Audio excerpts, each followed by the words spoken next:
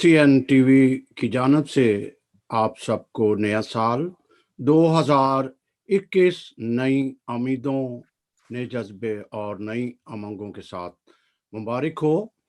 साल 2020 जो अब माजी का हिस्सा बन चुका है।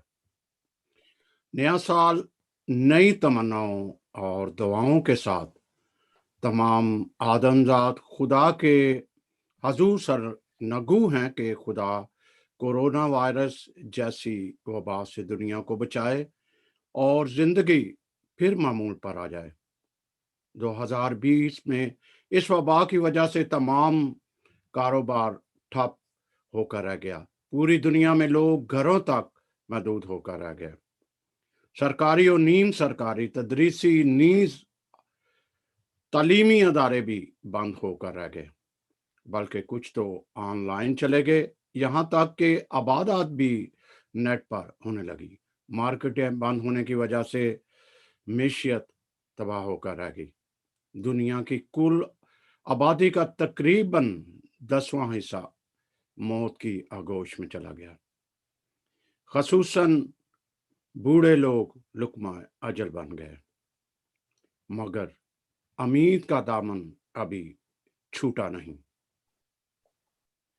खुदा करे 2021 का साल हम सब के लिए बेहतरीन साबित हो, मगर एक बात तो जरूर वाज़ेह है कि हम माजी को सामने रखते हुए मुस्तकबिल की मंसूबाबंदी करते हैं और वो तमाम कताइयाँ जो गुज़श्ता साल हुई उसको फिर ना दोहराया जाए, इसकी कोशिश में ज़रूर रहते हैं। एनसीएन टीवी ने आज इस टॉक शो में मुख्तलिफ शोबों से माहिरीन को मदऊ किया है ताकि हिसाब किताब भी किया जाए कि गुज़श्ता साल में क्या खोया, क्या पाया, और हम एक नए साल जिसमें दाखिल हुए हैं उसमें हम क्या कर सकते हैं। क्या वही इशू जो गुज़श्ता साल हमारे लिए एक अज़ाब था, क्या फिर वही दोहराए जाएंगे, और ये सारी स्ट्रेटजी हमें अपनाना होगी ताकि जो एक स्पेशली पाकिस्तान में जो हम माइनॉरिटीज़ को कुछ फेस करना पड़ा है, अब फेस ना किया जाए। तो मैं अब अपने साथी फादर इमानुअल नज़ीर मानी साहब से इस्तदा करूँगा कि वो गुफ्तगू का सिलसिला जारी रखें। जी फादर जी। जी बहुत शुक्रिया सैमसन साहब, और नाजरीन जितने लोग हमें सोशल मीडिया पे फॉलो कर रहे हैं, आपको एक बार फिर खुश आमदीद कहते हैं। जैसा कि सैमसन साहब ने इंट्रो में बताया कि ये जो हमारा प्रोग्राम है जो आज का, ये बड़ा अहम है क्योंकि हम एनालाइज करेंगे ये 2022 को, जो मौजू है कि 2020 साल जो है क्या हमने खोया, क्या हमने पाया। और मैं समझता हूँ कि ये बहुत ज़रूरी है सोचना, क्योंकि जब हम सोचते हैं, गौर खोज करते हैं, अपने गुजरे वक्त को देखते हैं, तो हम ना सिर्फ माजी को देखते हैं बल्कि मुस्तकबिल के लिए हम नई राहें जो है उनका तयन करते हैं। हम सब जानते हैं कि साल 2020 जो है हर साल की तरह ये बड़ी नई उम्मीदों के साथ शुरू किया गया, दुआओं के साथ शुरू किया गया और बड़ी खुशी के साथ शुरू किया गया। लेकिन इब्तदाई 2-3 माह में ही हमने देखा कि किस तरह जो जिंदगी जो है मफलूज होकर रह गई, लॉकडाउन की नौबत आ गई और इस तरह ये पूरा साल इंतहाई अजियत में गुजरा। 2020 ने इंसानों को कारी ज़र्ब जो है वो लगाई, बहुत सारी मुआत का सामना करना पड़ा और ना सिर्फ मुआशी तौर पर बल्कि हर लिहाज से समाजी रवैयाजात में तब्दीली आई। तो बहुत ज़रूरी है कि हम इसका जायज़ा लें और साथ-साथ 2021 के लिए देखें कि हम क्या कर सकते हैं और क्या करना चाहिए। बड़ी खुशी की बात है कि हमारे साथ जो पैनलिस्ट हैं वो एक्सपर्ट्स हैं अपने-अपने शोबा-जात में, और हमने मुख्तलिफ शोबा-जात से जो पैनलिस्ट हैं वो लिए हैं ताकि हम इस पे तफसीलन बातचीत कर सकें, गुफ्तगू कर सकें। तो मैं अपने पैनलिस्ट को न्यू कासल क्रिश्चियन नेटवर्क में खुश आमदीद कहना चाहता हूँ, और जनाब डॉक्टर अख्तर अंजीली हैं हमारे साथ, वो किसी तारुफ के मोहताज नहीं है। एमडी हैं, मेडिसिन स्पेशलिस्ट हैं, मुसन्नफ हैं, एनालिस्ट हैं और बहुत सारे हमारे प्रोग्रामों में आते जाते हैं। और हमारा ये जो चैनल है न्यू कासल, उसके बहुत बड़े वो एडवाइजर हैं और बहुत हमें उन पे फख्र है, हम खुश होते हैं। डॉक्टर अख्तर साहब, we welcome you to the show. Thank you very much sir. हमारे साथ हैं डॉक्टर साबर माइकल कराची से। डॉक्टर साबर माइकल जो हैं वो भी पहले हमारे साथ न्यू कासल क्रिश्चियन नेटवर्क पे आ चुके हैं प्रोग्राम्स में। वो ह्यूमन राइट्स एक्सपर्ट हैं, प्रोफेसर हैं और मेंबर हैं एडवोकेसी के, और प्रोफेसर हैं यूनिवर्सिटी ऑफ कराची में।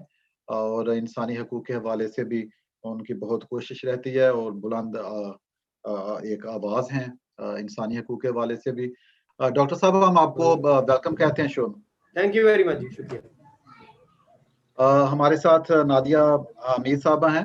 Nadia Hamid advocate high court हैं, और नादिया हमीद जो हैं वो बहुत बड़ी सपोर्टर है न्यू कासल क्रिश्चियन नेटवर्क की, और हम उनको फख्र से कह सकते हैं कि जब भी हम बुलाते हैं तो वो बहुत शौक से और बड़ी कमिटमेंट के साथ वो हमारे साथ ज्वाइन करती हैं। नादिया हमीद साहबा, thank you for that and welcome to the show. Thank you father ji, और गुड इवनिंग सबके, गुड इवनिंग एवरीवन। और मेरी तरफ से सबसे पहले तो सबको हैप्पी न्यू ईयर। जी जी, थैंक यू जी, आपको भी। जी हम नबीला अफरोज साहबा को खुश आमदीद कहते हैं शो में।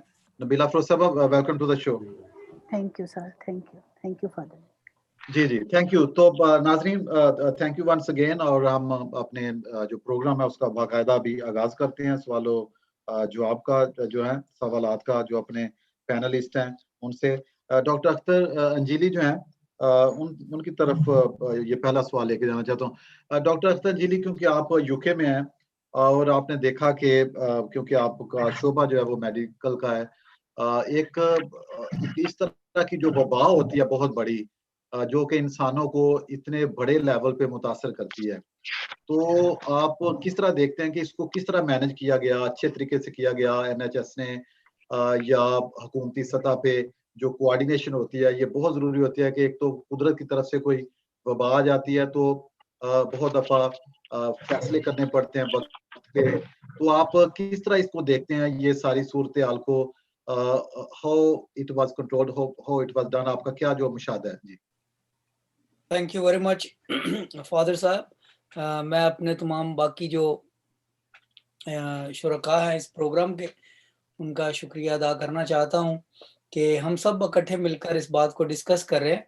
तो इस बात का आगाज़ मैं यूं करूंगा कि चीन में देखें, हर साल को उनका एक ज़ोडिएक सिस्टम है जो सालों को नाम देता है। जैसे ज़ोडिएक सिस्टम है जो महीनों का होता है, कैंसर, जेमिनी, सजिटेरियस वगैरह वगैरह। तो उनका एक सिस्टम है जो सालों को एक ज़ोडिएक साइन असाइन करता है। तो 2020 जो था वो दरअसल था ईयर ऑफ द रैट।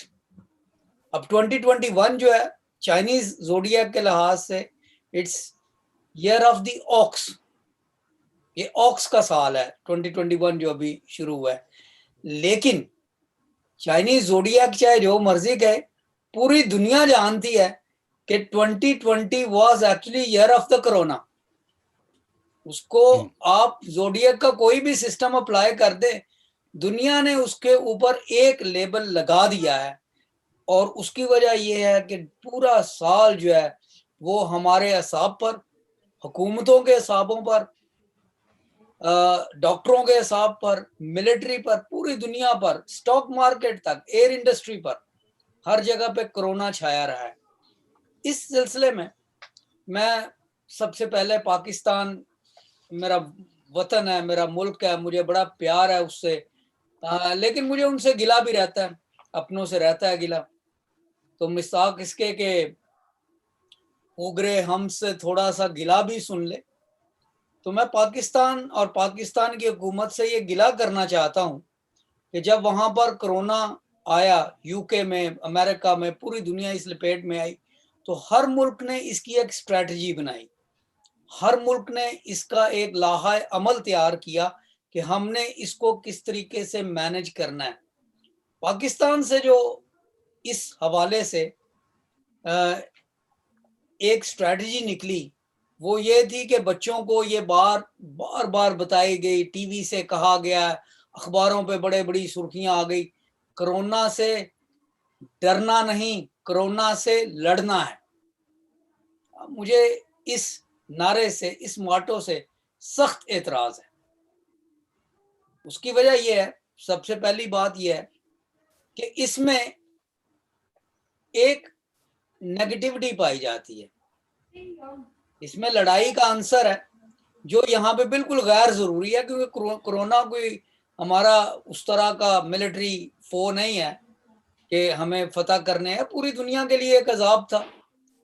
तो मैं सोचता हूँ इसकी जो बेहतर इस्तिलाह बनती है वो ये होनी चाहिए थी कि कोरोना से ये लड़ने लड़ाने वाली बात जो है वो नहीं होनी चाहिए थी। ये होना था कोरोना को समझना है, कोरोना से बचना है।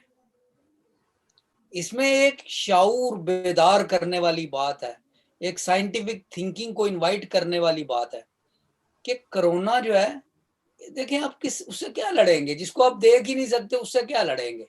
और फिर लफ्ज लड़ाई झगड़ा पाकिस्तान में क्या पहले कम होते हैं? हर जगह पे, क्रिकेट के फील्ड में हो जाते हैं, सियासत में, हर जगह पे। तो जब हम बच्चों से ये बार बार असबर करवा रहे हैं, उनको बार बार दोहरा रहे हैं कोरोना से डरना नहीं लड़ना है, तो मुझे इस पर एतराज रहा है। और मैं सोचता हूँ कि इसका बेहतर जो है जाविया वो ये था, कोरोना से बचना है, कोरोना को समझना है, कोरोना से बचना है। देखें, इसी तरह से मैं इस दलील को जारी रखते हुए ये कहता हूं कि 25 जून 2017 की बात है, बहावलपुर रोड पे एक ट्रक जो जा रहा था अहमदपुर शर्किया की तरफ, वो उलट गया। दरअसल ये ट्रक ऑयल टैंकर था, उसमें पेट्रोलियम था। पेट्रोलियम सड़क पर बिखर गया। किसी मौलवी साहब ने स्पीकर से ऐलान कर दिया ये एक्सीडेंट हुआ है, ऑयल टैंकर उलट गया।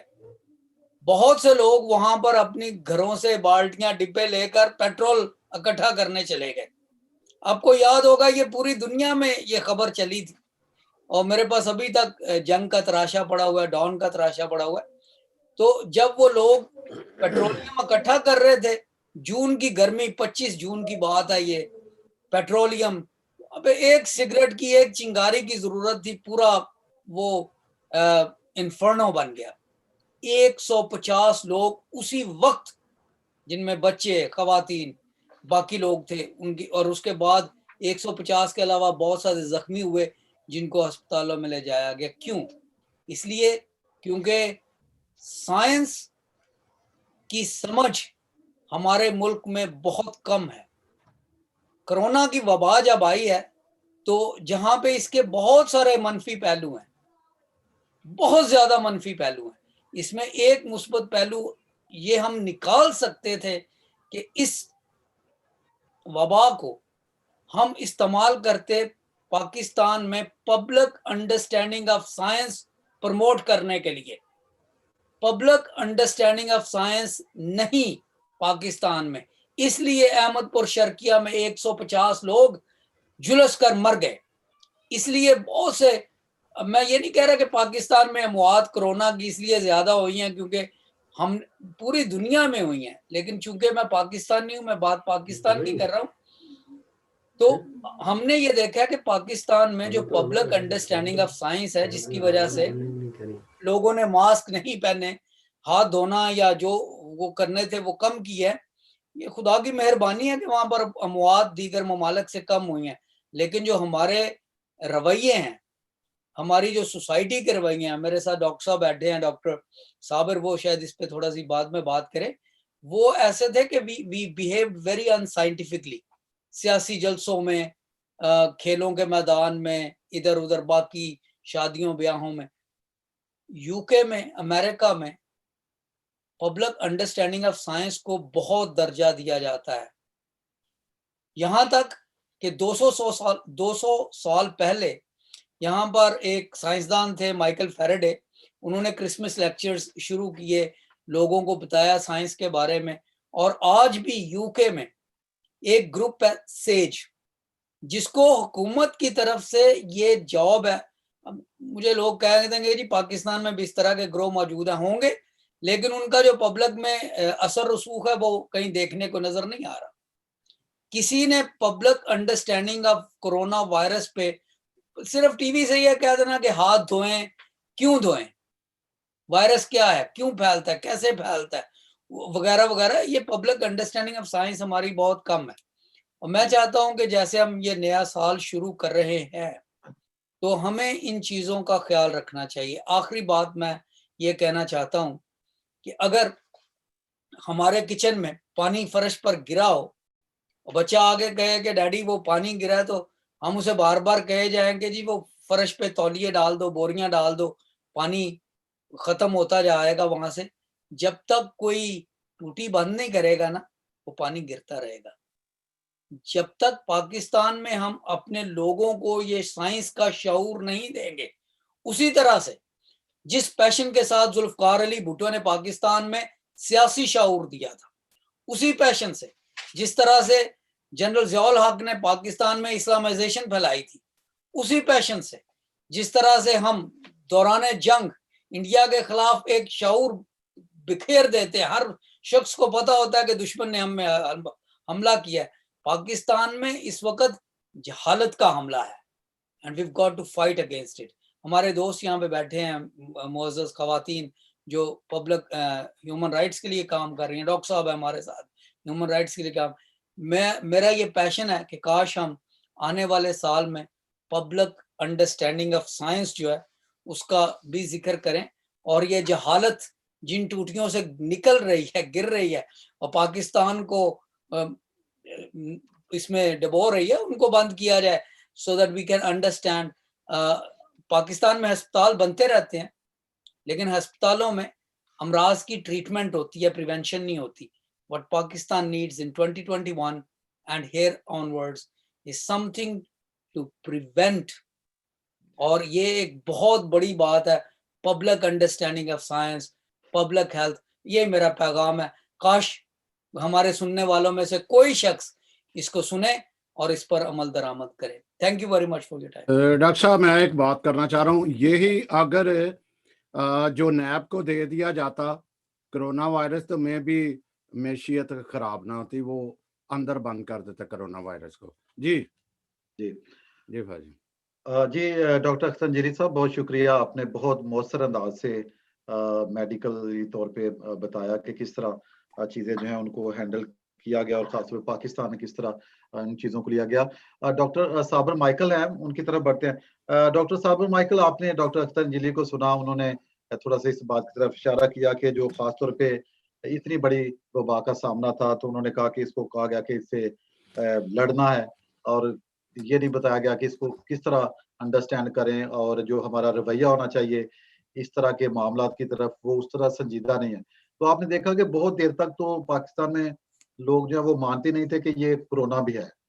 कुछ लोग कहते थे कि ये कहीं बाहर है, या कहते ये हमारी तरफ नहीं है, और मुख्तलिफ तरह का जो रुझान है, जो रवैया जाता है, वो देखने में आए। और अभी भी आप देखें कि मेरा ख्याल है कि SOPs को फॉलो ना करना, संजीदा ना लेना और इस तरह वाकया, तो आप किस तरह देखते हैं कि क्योंकि आप सोशल साइंसेज जो हैं, जो समाजी रवैया जाते हैं, उसके भी प्रोफेसर हैं, तो आप किस तरह इस तरह को देखते हैं कि पाकिस्तान में क्यों इस तरह जब कोई वबा आ जाती है तो उसको संजीदा नहीं लिया जाता और उसको कम करने की बजाय बढ़ाया जाता है? मैं अपनी बात को इससे शुरू करता हूं कि असल में हमारी जो पाकिस्तानी सोसाइटी है, over the years state of denial में चली गई है। जो कुछ होता है हमारे यहाँ, हमने उसके अगेंस्ट करके हमें खुशी महसूस होती है, बल्कि फख्र महसूस होता है। मिसाल के तौर पे जहाँ लिखा होता है गाड़ी पार्क नहीं करनी, करनी है। जहाँ टॉयलेट यूज नहीं करना, वहाँ करना है। टैक्स देना है, नहीं देना, कुछ भी समझ लें। तो आप चर्च आना है, नहीं आना, कुछ भी समझ लें, हम एक मसलसल स्टेट ऑफ डिनायल में है। और कॉन्स्पिरेसी थ्योरी की पाकिस्तान फैक्ट्री है। और ख़ास तौर पे यूट्यूबर्स के आने से हमारे लोग समझ नहीं पाते कि वो तो यूट्यूब की वीडियो दिखा के 10 लाख व्यूअर बना के पैसे ले जाते हैं, लेकिन एक्चुअल चीज़ें जो हैं, एक्चुअल चीज़ों से वो तवज्जो हटा देते हैं लोगों की। पाकिस्तान में over the years due to social, economic, cultural और पॉलिटिकल डिस्पैरिटीज की वजह से एक ट्रस्ट डेफिसिट है। साथ बैठे शख्स पे कोई एतबार नहीं कर रहा होता, लेकिन शायद घर में भी बाप बच्चों पे, बच्चे बाप पे, शौहर बीवी पे, बीवी शौहर पे, कोई एक दूसरे पे एतबार नहीं कर रहा होता। और अगर मिनहसुल कौम, अगर मैं क्रिश्चियन कम्युनिटी की तरफ नजर दौड़ाऊं, तो कोई वक्त होता था जब लोग ढूंढते थे हमारा ड्राइवर, हमारा खानसामा, हमारा जो घर का खास मुलाजिम है, अकाउंटेंट है, वो क्रिश्चियन होना चाहिए। लेकिन अब जो मैं प्रैक्टिकली सूरत हाल देखता हूँ एडमिनिस्ट्रेशन करते हुए या फैमिली डीलिंग करते हुए, मुख्तलिफ काम करते हुए, कि हम शायद उनसे भी दीगर लोगों से भी 2 हाथ आगे जा चुके हैं। तो वो जो स्टेट ऑफ डिनाइल और ट्रस्ट डेफिसिट है, मैं समझता हूं कि ओवर द इयर्स वो पाकिस्तान में बढ़ा है और इस साल भी और बढ़ा है। ये जो कोरोना वायरस का फिनोमिनन है, मैं इसको इस तरह से भी समझता हूं कि इसने एक बहुत अच्छी अपॉर्चुनिटी दी। देखें, हर चैलेंजेस में अपॉर्चुनिटीज भी हैं। कुछ इन्वायरमेंट, खास तौर पे इन्वायरमेंट जो हमारा बिल्कुल लीस्ट बॉदर सब्जेक्ट है दुनिया भर में। मैं 2009 में जिनीवा में यूएन माइनॉरिटी फेलो होता था, कोई 1 साल ह्यूमन राइट्स एसोसिएट रहा हूं मैं। वहां पर कुछ चीजें हमें नहीं सिखा रहे थे, तो हम उस पर हंस रहे थे कि यार ये क्या चीज है। तो वहां हमारी जो ट्रेनर थी, इटली से थी, तो उन्होंने बताया कि 1974 में जब पहली दफा क्लाइमेट चेंज और एनवायरनमेंट के हवाले से बात हुई थी, तो उस वक्त भी लोग इसी तरह से हंसा करते थे। लेकिन आज सबको पता है कि क्लाइमेट इश्यूज जो हैं हमारे लिए लाइफ एंड डेथ के मैटर्स हैं। अगली जंगें पानियों पे होनी है, एनर्जी पे होनी है। हर कंट्रीज अपनी अपनी सफ बंदी कर रहे हैं एनर्जी के लिए, पानियों के लिए, दीगर वसाइल के लिए। तो ये एक अहम अपॉर्चुनिटी थी कि वो फिजा जिसमें लाखों तैयारे हर वक्त रहते थे, वहां मेरा ख्याल है कोई 2-3 महीने तो फिजा इतनी क्लियर हो गई, क्लीन हो गई कि जो ओजोन की लेयर फट रही थी उसने रिकवर करना शुरू कर दिया। तो इन्वायरमेंट के एतबार से मैं ये समझता हूं कि लोगों में थोड़ी सी अवेयरनेस बहरहाल जरूर डेवलप हुई। और मैं उस वक्त ये जाती तौर पे फील कर रहा था कि क्यों ना कोई ऐसी चीज डेवलप हो जाए कि साल में 15 दिन तैयारे उड़े ही नहीं, या कुछ ऐसा मामला हो। पर उसकी तरफ आते हुए कि पाकिस्तान में जो मैंने बात शुरू की थी ट्रस्ट डेफिसिट की, पाकिस्तान में जो मैंने बात की थी स्टेट ऑफ डिनाइल की, एक और अहम फैक्टर जो पाकिस्तानी मुआशरे में रहा है वो जाहिर है वो रिलेट करता है इकोनॉमी से। अब यहाँ अवेयरनेस होने के बावजूद भी शायद स्टेट वेलफेयर स्टेट के तौर पे सामने नहीं आ सकी। कभी कभी कुछ दोस्त ये क्लेम करते हैं जी कि जो मौजूदा हुकूमत है जो वफाक में है और दीगर 3 सूबों में है, उन्होंने लॉकडाउन नहीं लगाया। उनकी स्ट्रेटजी बहुत अच्छी थी, लेकिन मेरी अंडरस्टैंडिंग ये है कि उन्होंने लॉकडाउन इसलिए नहीं लगाया क्योंकि उनको पता था कि लॉकडाउन लगा के वो यूके और यूएसए की तरह लोगों को घर बैठे माली इमदाद, लोगों को घर बैठे खाना, या वो जो फंडामेंटल ह्यूमन नीड्स है वो नहीं दे सकेंगे। इसलिए अपनी उस कमजोरी को इस तरह से प्रोपेगेंडा के असूल के तहत कि जो दिखता है वो बिकता है, किसी चीज को इतना कहो कि वो झूठ या सच लगने लगे, तो वो उसको मद्देनजर रखते हुए ये कहा गया जी कि हम बड़े सक्सेसफुल रहे हैं। हम सक्सेसफुल नहीं है। मैं ये बिलीव करता हूँ कि पाकिस्तान में शायद कोरोना बहुत ज्यादा होगा, लेकिन हम चूंकि टेस्ट नहीं करवाते, हम उसको कबूल नहीं करते, तो इस वजह से ये मामला हो रहे हैं। कोई एक वक्त था कि हम इस चीज को एक्सेप्ट नहीं करते थे कि ये हो रहा है, लेकिन अब हमारे इर्द गिर्द मेरे प्रोफेसर कोलीग्स, मेरे स्टूडेंट्स के रिलेटिव्स, हमारे ह्यूमन राइट्स मूवमेंट में काम करने वाले कुछ दोस्त अहबाब, सब ने ये देखा कि इर्द गिर्द हमारी फैमिलीज में, रिश्तेदारों में, दोस्त अहबाब में डेथ्स हुई, और एक लेवल तक थोड़ा सा खौफ भी पैदा हो गया था। लेकिन चूंकि हमारे मुल्क में सूबाई हुकूमतों और वफाकी हुकूमत के दरमियान कोई सिनर्जी नहीं है आपस में, उसकी वजह से फिर लोग कंफ्यूज हुए और लोगों में ये तासुर ज्यादा फैलना शुरू हो गया कि ये कुछ भी नहीं है, ये पॉलिटिकल गिमिक्स है, हुकूमत ने वर्ल्ड बैंक से पैसे लेने हैं, इसलिए कोरोना के मरीज हॉस्पिटल में कोई भी मरीज जाता है तो उसे कोरोना का मरीज बना देते हैं। तो घूम फिर के बाद वही state of denial, trust deficit की तरफ जाएगी, और ये जाहिर है ओवर द ईयर्स जो है हमारे मुल्क में हुआ है। तो मैं ये समझता हूँ कि अभी भी खतरात टले नहीं हैं, खतरात मंडला रहे हैं, वो अपनी जगह पर मौजूद हैं। अब ये ऊंट किस करवट बैठेगा अभी कुछ कह नहीं सकते, लेकिन आज फवाद चौधरी साहब का बयान था कि मार्च में ना कोरोना रहेगा और ना पीडीएम रहेगी। चलो हम पीडीएम को तो छोड़ देते हैं, लेकिन मुझे नहीं पता किस बेस पे वो कह रहे हैं कि कोरोना नहीं रहेगा, जबकि ये कहा जा रहा है कि वैक्सीन पाकिस्तान में इस यानी 2021 के दिसंबर में कहीं जाके शायद अवेलेबल हो। तो वो किस बेस पे कह रहे हैं? इसका मतलब ये है कि कोई प्लानिंग नहीं है, कोई अंडरस्टैंडिंग नहीं है, कोई कोऑर्डिनेशन नहीं है, बस डंग टपाऊ पॉलिसी है कि बस ये जो दिन आता है उसको किसी तरह से गुजारें और आगे चलते रहे हम। नबीला साहब, जिस तरह के ये बात सिर्फ कोरोना की तरफ चली गई है, क्योंकि पाकिस्तान में कोरोना सिर्फ कोरोना प्रॉब्लम नहीं रहा, वहाँ बेशुमार जो है वायलेंस, ये बहुत कुछ हुआ, जराइम की हद बढ़ गई और कुछ हो गया। ये हुकूमत का काम था, उसने एजुकेट नहीं किया, उसमें नाकाम हो गई कोरोना वायरस की। अब चूंकि आप ह्यूमन राइट्स से तल्लक है और इसके साथ साथ आप सियासत पे भी ध्यान रखती हैं, हुकूमत ने सारा वक्त जो है वो चोरों को पकड़ने, नैब को यूज करने, और इस पे उसकी सारी, तो जो आज भी देखो तो आज भी यही बयान चल रहे हैं, कोरोना और पीडीएम दोनों को खत्म करो। तो आप किसकी नालायकी ये समझते हो, या क्या देखते हो कि ये साल किस तरह का गुजरा है? वायलेंस, ह्यूमन राइट्स, सब कुछ जो है फना था, जराइम की शरह जो है वो बढ़ गई, जो मासूम माइनर बहुत कुछ हुआ उधर।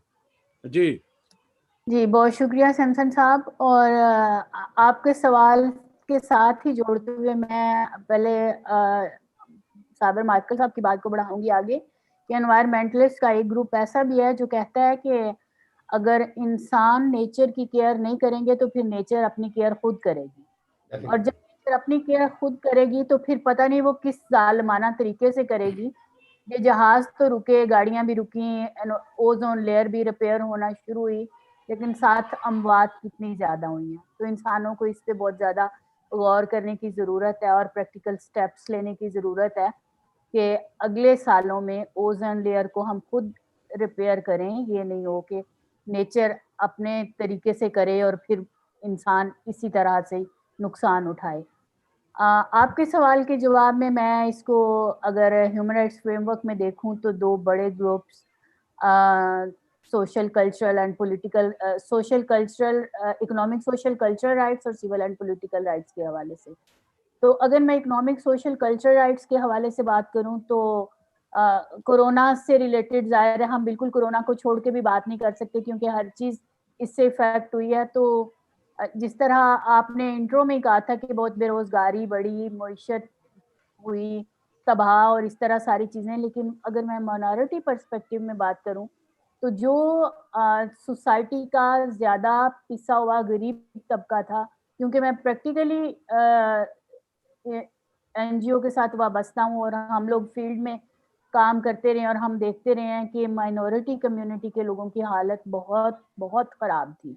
और हुकूमत ने जो एहसास प्रोग्राम के जरिए हेल्प की उसमें तो इस तरह से डिस्क्रिमिनेशन नहीं हुई, लेकिन वो कॉम्प्लिकेटेड बहुत था, लोगों को बड़े बड़े ज्यादा मसाइल, यानी इतना ज्यादा उन दिनों में कोरोना का शोर था और इतना ज्यादा कोरोना फैल रहा था लेकिन फिर भी वो खवातीन को बुला के और वो उनका सारा फैलाव बन रहा था, जिस तरीके से पैसे दिए जा रहे थे। मतलब व्हाई नॉट, सादा सादा टेलीफोन तो हर घर में ही है, तो इजी पैसा के जरिए और इस तरह की कई स्कीमें थी, तो हुकूमत इस तरह से कर सकती थी कि जो गरीब लोग हैं उनको इस तरह से मदद पहुंचे, और खासतौर पे माइनॉरिटी के लोगों को। अगर मैं स्पेसिफिकली माइनॉरिटी के हवाले से बात करूं तो सैलानी ग्रुप ने डिस्क्रिमिनेशन इस तरह से की कि उन्होंने जो वो राशन तकसीम कर रहे थे वो मसीही कम्युनिटी में तकसीम नहीं किया, लेकिन उसके साथ साथ कुछ एनजीओज ऐसी भी थी जो मसीही कम्युनिटी में भी उसी तरह से तकसीम कर रही थी। तो गुर्बत ने हमारे लोगों को बहुत ज़्यादा जो है वो इस तरह से इफ़ेक्ट किया। अगर मैं एक पॉजिटिव बात करना चाहूँ तो पंजाब के हवाले से ये है कि माइनॉरिटी एम्पावरमेंट पैकेज का भी अनाउंस हुआ और उसके थ्रू भी काफ़ी लोगों की फाइनेंशियल हेल्प जो है वो हुई। अगर मैं सोशल कल्चरल राइट्स के हवाले से बात करूं तो करतारपुर राहदारी जिस तरह से बड़ा एक इन्वेस्टमेंट का और सियाहत का और मतलब एक कम्युनिटी की शान शौकत का जिस तरह से एक मज़र रहा है, उस तरह से क्रिश्चियन कम्युनिटी के लिए कुछ नहीं हुआ।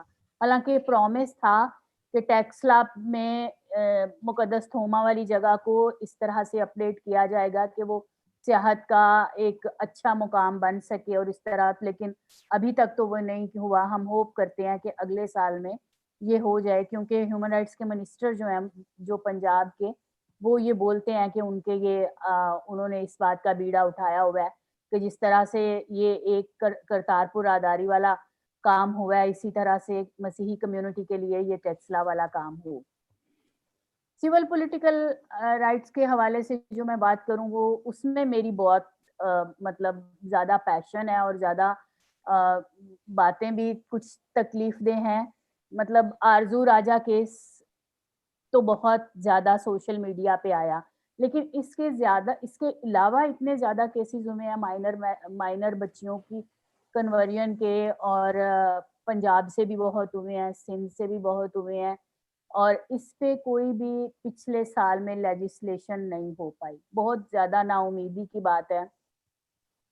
ये एक पार्लियामेंटेरियंस की कमेटी बनी थी जिसके काकड़ साहब चेयरमैन थे, और उन्होंने वो जब सिंध से पलटे हैं तो उन्होंने कहा वाकयात इतनी शिद्दत से होते नहीं हैं, और अगर मसीही बच्चियां चली भी जाती हैं तो वो खुद अपनी रजामंदी से जाती हैं और इकोनॉमिक बेनिफिट उनको नजर आता है तो इसलिए चली जाती हैं।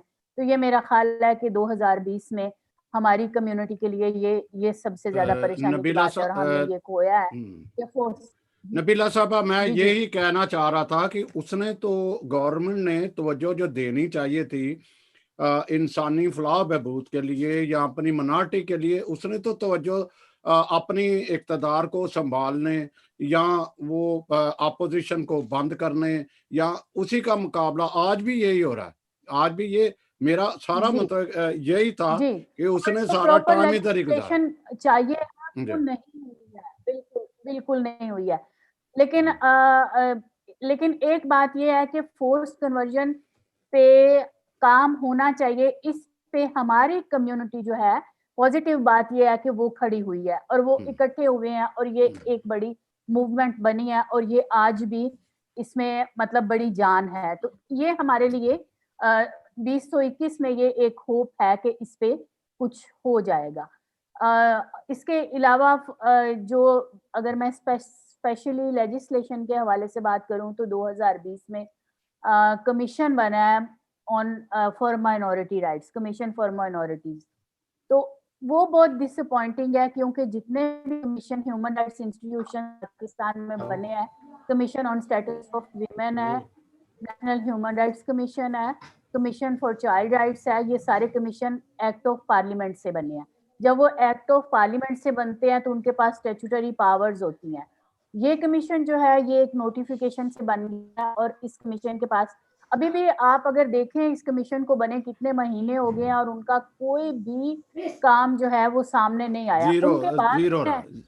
उनके बाद बना commission, national commission on child rights, और उन्होंने फोर्स कन्वर्जन पे पॉलिसी पेपर जो है वो निकाला है। उनका पॉलिसी ब्रीफ जो है वो मुख्तलिफ एम्बेसीज में भी गया है, मुख्तलिफ मिनिस्ट्रीज में भी गया है, इमरान खान तक भी गया है, हर जगह तक पहुंचा है। तो मतलब क्योंकि वो कमीशन एक्ट ऑफ पार्लियामेंट से है और उस कमीशन के पास उस तरह की पावर्स हैं, तो हमने ये भी 2020 में खोया है कि हमें इतने सालों की जदोजहद के बाद जो कमीशन मिला है, ये उसी तरह का कमीशन है जो 1990 से चल रहे थे हमारे पास, जो नाम के कमीशन थे। ये ऑलरेडी 1990 से ऑनवर्ड चल ही रहे थे। तो जो प्रॉपर एक आजादाना ऑटोनोमस कमीशन बनना चाहिए था, वो नहीं बन पाया। तो हमें इसके लिए फिर 2021 में दोबारा से स्ट्रगल जो है वो करनी होगी। मैं बाद में कुछ और बातें भी करना चाहूंगी। जी जी जी जी फादर जी। जी जी जी, बहुत शुक्रिया नबीला साहबा, और नादिया हमीद को कन्वर्सेशन में शामिल करते हैं। नादिया, आपने देखा कि जो 2020 है, हमने बहुत सारे प्रोग्राम किए फोर्स्ड कन्वर्जन पे, और आप भी उनमें आती रही, आपने अपनी राय भी दी। हम देखते हैं कि अमूमन देखा है कि जब कोई मुश्किल आती है किसी कौम पे, वबा की सूरत में, किसी तो दो तरह के रवैया ज्यादा आते हैं। या तो इंसान सुधर जाते हैं, तौबा तौबा करने लगते हैं, या क्राइम की जो शरह और बढ़ जाती है। तो पाकिस्तान में हम देखते हैं कि लोग बजाय सुधरने के, एक दूसरे के हमदर्द बनने के, एक दूसरे के खिलाफ चीजें शुरू कर देते हैं। और जब हम माइनॉरिटीज को देखते हैं तो हम देखते हैं कि बहुत ज्यादा एक तासुब जो लगता है कि और बड़ा है, जो इनटॉलरेंस है दूसरे मज़हब की तरफ, वो उसमें बहुत कमी नजर आती है।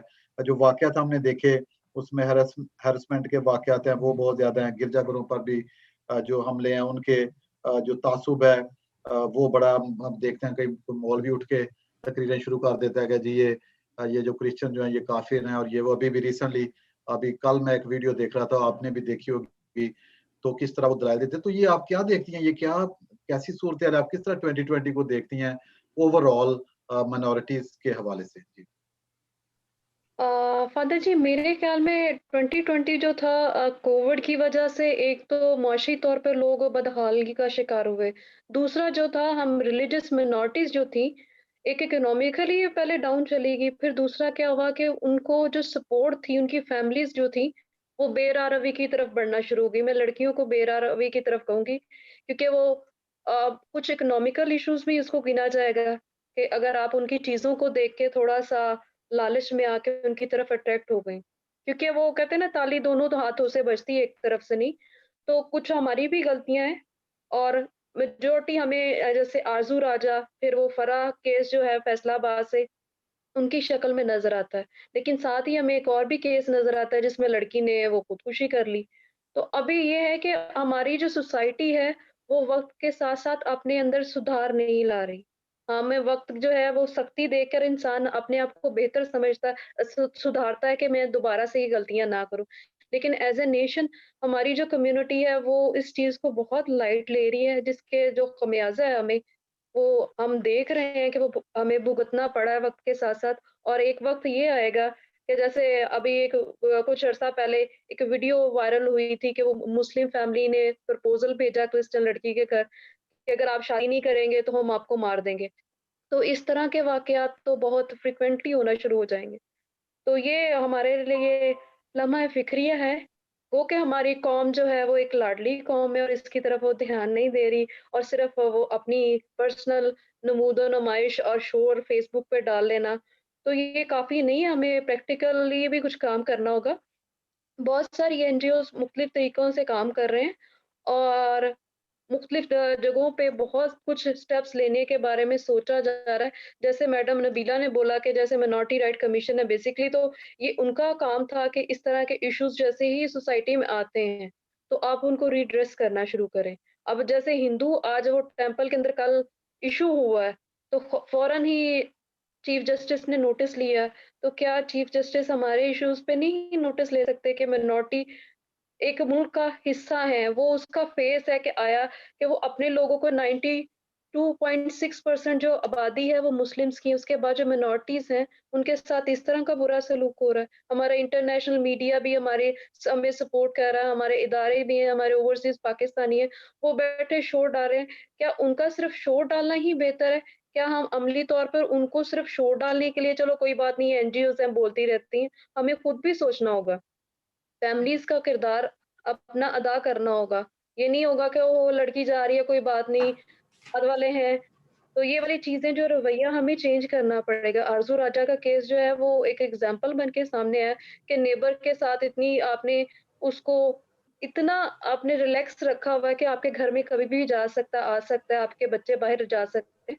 तो इस तरह का रवैया हमें चेंज करना होगा, क्योंकि हमें अब वो सोसाइटी वो पहले की तरह नहीं रह गई है। जिसकी बेटी है, जिसका बच्चा है, वो उसी का ही है। तो हमें थोड़ा सा डिफरेंस पैदा करना होगा। तो आगे नहीं तो हमारे पास एक टाइम आएगा कि हम लोगों को वो मिक्स रिलीजन ही मिलेगा कि इनकी लड़कियां जो हैं वो सारी मुस्लिम्स की तरफ गई हैं और हमारे पास फिर लड़कियां रहेंगी नहीं। तो फिर आगे आप देख लें कि नस्ल कशी का एक तरीका है ये। जी नादिया साहब, बहुत शुक्रिया आपका कि आपने वो एनालिसिस पेश किया। और मैं समझता हूँ कि ये वो वक्त है कि जब हमें संजीदा तौर पर सोचने की ज़रूरत है कि किस तरह हमने फोर्स्ड कन्वर्जन जो है इनके वाक़यात को रोकना है और अपने घर में पहले देखना है, झाँकना है। चाहे जितनी भी गुर्बत हो, हमने सबसे पहले अपना वक़ार जो है, अपनी इज़्ज़त जो है उसको देखना है। और खुदा तो हमेशा हमारे साथ ही है, हर मुश्किल में वो हमारी मदद करता है। डॉक्टर अख्तर अंजीरी साहब, हमने देखा कि जैसे ही कोई मुश्किल आती है, यूजुअली इंसानी तारीख में हम देखते हैं, तो उसके जो इंसानी नफ्सियात है उस पे बड़े गहरे असरात मुरतब करती है। तो 20 ये जो 2020 का जो साल है, आप क्या देखते हैं कि नफ्सियाती तौर पे क्या ये इंसान को खुदा की तरफ लेके आया या खुदा से और दूर कर दिया है, या इंसानों को अपने आप से भी दूर कर दिया? तो ये नफ्सियाती तौर पे आप किस तरह देखते हैं इस साल को? जी। मैं एक और बात ऐड करूंगा डॉक्टर साहब। डॉक्टर साहब प्लीज, एक बात और ऐड करूंगा कि मुबशर लुकमान ने जो है वो 2019 में जो है एक क्रिसमस के बारे में बोला था, तो हमने उसका बड़ा अच्छा जवाब दिया और काफी हमारा रिकॉर्ड है कि हमने सबसे पहले हमने उसका जवाब दिया था, जितना भी है पहला रिकॉर्ड है हमारा। अब एक मुल्ला ने ऐसे ये रवैये के साथ ही ले रहा हूँ कि जब वो कह रहा है कि जी अलवी साहब को आपका नाम ऐसा है, इस तरह है, लेकिन मेरा ख्याल है रिजल्ट नहीं आया। कुछ मुझे मालूमात तो हुई सरकारी सतह पे कि आर्मी ने कुछ कोशिश की है। ये उसी के साथ अटैच करें जो रवैयों की बात थी।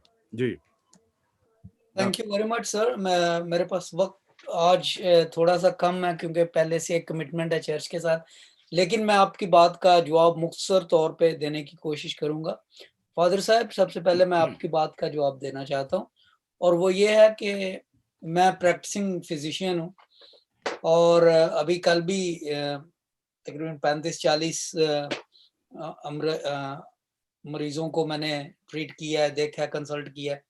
तो यहाँ पे यूके में, लंदन में और इसके मज़ाफ़ात में जो ये मेरा ज़ाती तजर्बा है, अब इसकी बात मैं स्टेटिस्टिक्स इकट्ठे करने की नहीं कर रहा, this is my day to day experience. और वो ये है कि डिप्रेशन के केसेस जो हैं पिछले साल में बहुत बढ़ गए हैं।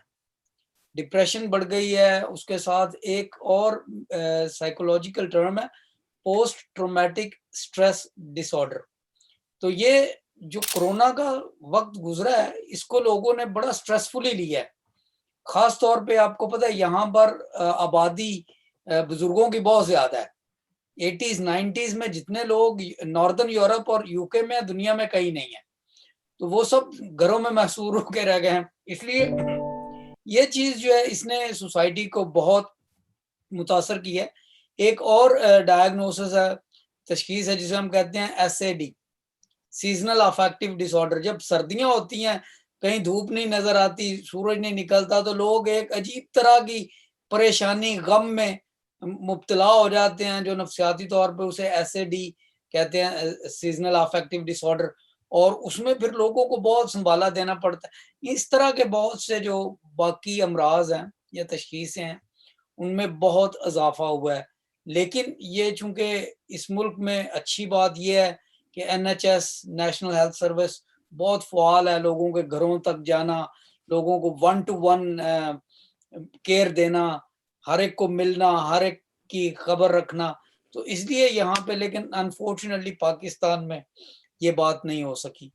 सैमसन साहब ने अभी जो बात फरमाई है कि ये जो, मैंने भी गालबन वो वीडियो देखी है, शायद आप उसी वीडियो का जिक्र कर रहे हैं, जहाँ पे एक मौलवी साहब कह रहे हैं कि जी ये क्रिश्चियनों को, ये तो काफिर हैं क्योंकि इनको तो पता नहीं कि 25 दिसंबर जो है वो खुदावंद यीशु मसीह की पैदाइश का दिन है कि नहीं? इसी की बात कर रहे हैं सैमसन साहब आप? जी जी जी, वो अच्छा। मुबशर की सेम यही बात हो रही ये थी। देखिए, तकरीबन 2 दिन पहले वीडियो आई। ये चीज जो है ना, मैं अब क्या, मैं कहाँ से बात शुरू करूं? रवैयों की बात जहालत कर के रहे थे लिए हम कि कैसे रवैये कैसे दुरुस्त होंगे जी जी जी कि जब इस तरह का बातें निकलेंगी या इस जी तरह का हम जी। तो जी प्रॉब्लम ये है सर कि मैंने जिंदगी में हजारों नहीं बल्कि लाखों लोगों का इलाज किया है, लेकिन मेरे पास जहालत का कोई इलाज नहीं है। मैं हाथ खड़े कर देता हूं कि मेरे पास जहालत का कोई इलाज नहीं है। वो मौलवी साहब जो बोल रहे हैं वो बिल्कुल जाहिल हैं, अब ये मैं बात ऑन रिकॉर्ड कह रहा हूं, और इस बात का फैसला सामने नारे मारे वालों को नहीं, आप उन लोगों को लाएं जो फिजिक्स समझते हैं, फिजिक्स की अंडरस्टैंडिंग ऑफ टाइम, कैलेंडर की साइंस को समझते हैं, और जो वक्त के धारे को हिस्ट्री और बाकी कैलेंडर्स के साथ मिलाकर समझते हैं। उन लोगों से मैं बात करता हूं कि देखें, मैं बात जल्दी खत्म करना चाहता हूं, इसलिए क्योंकि 2 कैलेंडर हैं बुनियादी तौर पे इस दुनिया में, 335 से ज्यादा कैलेंडर अब भी राइज है, और वो है कुछ हैं लूनर कैलेंडर्स, कमरी कैलेंडर्स जिनका ताल्लुक चांद से है, कुछ का है शमसी कैलेंडर जिनका ताल्लुक सूरज से है। अब देखें, उनका कहना है कि जी ये ईसाइयों का जो कैलेंडर है इसमें चूंकि 25 दिसंबर जो है वो पैदाइश थी नहीं, इस तरह के इतराजात कमरी कैलेंडर पे भी लगाए जा सकते हैं कि कमरी कैलेंडर में जो चीज इस साल सर्दियों में हुई है अगले साल वो मौसम बहार में हो सकती है, गर्मियों में हो सकती है, ये चीजें। तो कहने का मकसद ये है, बात कैलेंडर की नहीं होती।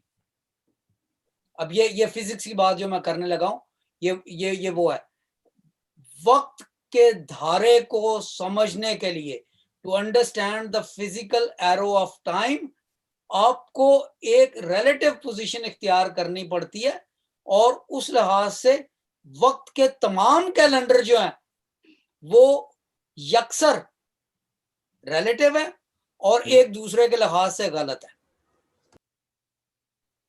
क्योंकि ये रिलेटिव चीजें हैं, इनका ताल्लुक इजाफी है। कायनात में कोई चीज साकिन नहीं है। मौलवी साहब को कौन ये समझाए? वही तो मैंने पहले ही अर्ज कर दिया कि मैं किसी सामने 10-12 फिजिक्सदान बिठा लें, लॉजिक के प्रोफेसर बिठा लें, तो मैं उनका जवाब देने के लिए तैयार हूं। ये नारे मारने वाले, डंडे उठाने वाले लोग, जिनको ये नहीं पता कि 15 में से 20 निकाले जा सकते हैं, नेगेटिव नंबर्स का नहीं पता, जिन्हें ये नहीं पता कि रिलेटिविटी थ्योरी के मुताबिक जो है 2 मुतजाद चीजें यक वक्त ठीक हो सकती हैं क्वांटम फिजिक्स में। अब वक्त का धारा जो है, it's a concept of physics, जिसको अरिस्टोटल से लेकर आइंस्टाइन तक लोग समझने की कोशिश कर रहे हैं। ये फैसलाबाद के मौलवी साहब उठ के इनसे कौन बंदा, ये तो दीवार से टकरे मारने वाली बात है। भारत, मैं बात यहाँ पे खत्म करना चाहता हूँ, उनकी बातों से मेरा ईमान मुतज़लज़ल नहीं होता, और मुझे यकीन है कि मेरे दलाइल से उनकी जहालत पे कोई असर नहीं पड़ेगा। डॉक्टर साहब, ये जो इसका गवर्नर का कत्ल हुआ, वो भी एक स्पीच थी मौलाना की, वो भी मौलाना की। असल में मैं कहने ये चाह रहा था, जो एक हमारे माशरे में रवैये है, इन लोगों की वजह से ही रवैये खराब है और माशरा एक सेहतमंद माशरा नहीं बन सका। जी देखें अल्फाज में जो, तकरीर में जो ताकत होती है, जी, मैंने जैसे अभी इस प्रोग्राम के शुरू में कहा है कि जब हुकूमत बच्चों को ये नारा दे रही है कि कोरोना से डरना नहीं, कोरोना से लड़ना है, अब इस चीज को जरा एनालाइज करें। ये हमारे साथ मोज़ेज़ डॉक्टर साहब बैठे हैं, साबर साहब, इनको कहेंगे इस इन चंद जुमलों, इन चंद अल्फाज का जो सोशियोलॉजिकल इम्पैक्ट है over a long period of time, वो जब बच्चे इकट्ठे मिलकर कह रहे हैं लड़ना है, डरना नहीं, लड़ना है। मौलाना साहब फैसलाबाद वाले भी इसी तरह की बातें कर रहे हैं। तो हम अपनी सोसाइटी में बजाय इसके कि एक रवादारी, अखलाकियात और ठंडे जहन की सोच पैदा करें, जहां पे लोग एक दूसरे के एहसास एक दूसरे का एहसास करें, एक दूसरे के की केयर करें। हमने ये तो ये मौलवी साहब बहरहाल सैमसन साहब आई हैव टू गो। मुझे अफसोस है कि ये मौलवी साहब जो है इस तरह के बातें करते हैं, लेकिन उन्हें रोका नहीं जा सकता क्योंकि वो उनका हक है। वो जो कहना चाहते हैं कह सकते हैं। वैसे भी पाकिस्तान है और पाकिस्तान में सबसे ज्यादा मार उस शख्स को पड़ती है जो बात मंतक के मुताबिक करता है। क्योंकि जब सामने लोग पागल हों, सामने लोग सुनने वाले दलाइल के आदी ना हो, सिर्फ जुबान और आवाज का ऊंचा होना मुनासिब समझते हो, तो ऐसी लोगों पे दलाइल नहीं काम करते। हालांकि बात ये होती है कि जब भी इंसान बात करता है तो सोचने की बात ये नहीं है कि उसका जोर खताबत क्या है, बल्कि बात यह है कि उसके मंतक में जान कितनी है। आपके बहुत मशकूर है कि आपने प्रोग्राम में शिरकत की है और ये जो बात आपने किया ये वाकई बिल्कुल दुरुस्त है कि एक तरफ हम अमन की बात करते हैं हर साल और दुआएं मांगते हैं पाकिस्तान में अमन के लिए, लेकिन ये चंद लोग हैं जो कि अमन खराब करना चाहते हैं, कोई भी ऐसा मुतजाद पहलू ले लेते हैं। आप देखें ये जो नेगेटिविटी फैलाने वाले लोग हैं, मैं समझता हूँ कि ये जहालत की इंतहा है पाकिस्तान में, खासतौर पे जो अमन के दुश्मन है, ये इस तरह के लोग जो हैं वो अमन के दुश्मन है। क्योंकि ये अभी मैंने भी ये कल वीडियो देखी और मुझे बहुत गुस्सा भी आया कि एक तरफ हम अमन की बात करते हैं, हम आहंगी की बात करते हैं और ये बंदा जो है ये उठ के क्या कर रहा है। मुझे इजाजत दीजिए सर, मुझे उस पे गुस्सा नहीं आता, मुझ पे उस पे तरस आता है कि उसका इलाज नहीं हो सकता बेचारे का। ओके सर, मुझे इजाजत दीजिए। जी डॉक्टर साहब बहुत शुक्रिया आपका। जी जी थैंक यू साहब, वेरी गुड, थैंक यू। जी बात को थोड़ा सा आगे बढ़ाते हैं और क्योंकि हमारा वक्त भी जो है अभी काफी आगे बढ़ चुका है। डॉक्टर साबर माइकल, ओवरऑल अभी आपने जो पैनलिस्ट है आपने गुफ्तगू सुनी, इस गुफ्तगू को समेटते हुए आप क्या पैगाम देना चाहेंगे और खासतौर पे 2021 के लिए आपकी क्या तवक्कुआ है? जी मैं इसमें ना इस गुफ्तगू में थोड़ा सा इजाफा करना चाहूंगा 1-2 मिनट का, फिर उससे मैं आगे चलूंगा। हम अक्सर ये कह देते हैं नहीं जी पाकिस्तान में मुट्ठी भर लोग हैं जो एक्सट्रीमिस्ट हैं। नहीं, मुट्ठी भर नहीं है। हमें ये मानना होगा पाकिस्तान की अक्सरियत एक्सट्रीमिस्ट है, चाहे वो क्रिश्चियन है, चाहे वो मुस्लिम है, चाहे हिंदू हैं, और मजहब को अपने मखसूस मफादात के लिए इस्तेमाल करना हमारी एक कौमी रविश है।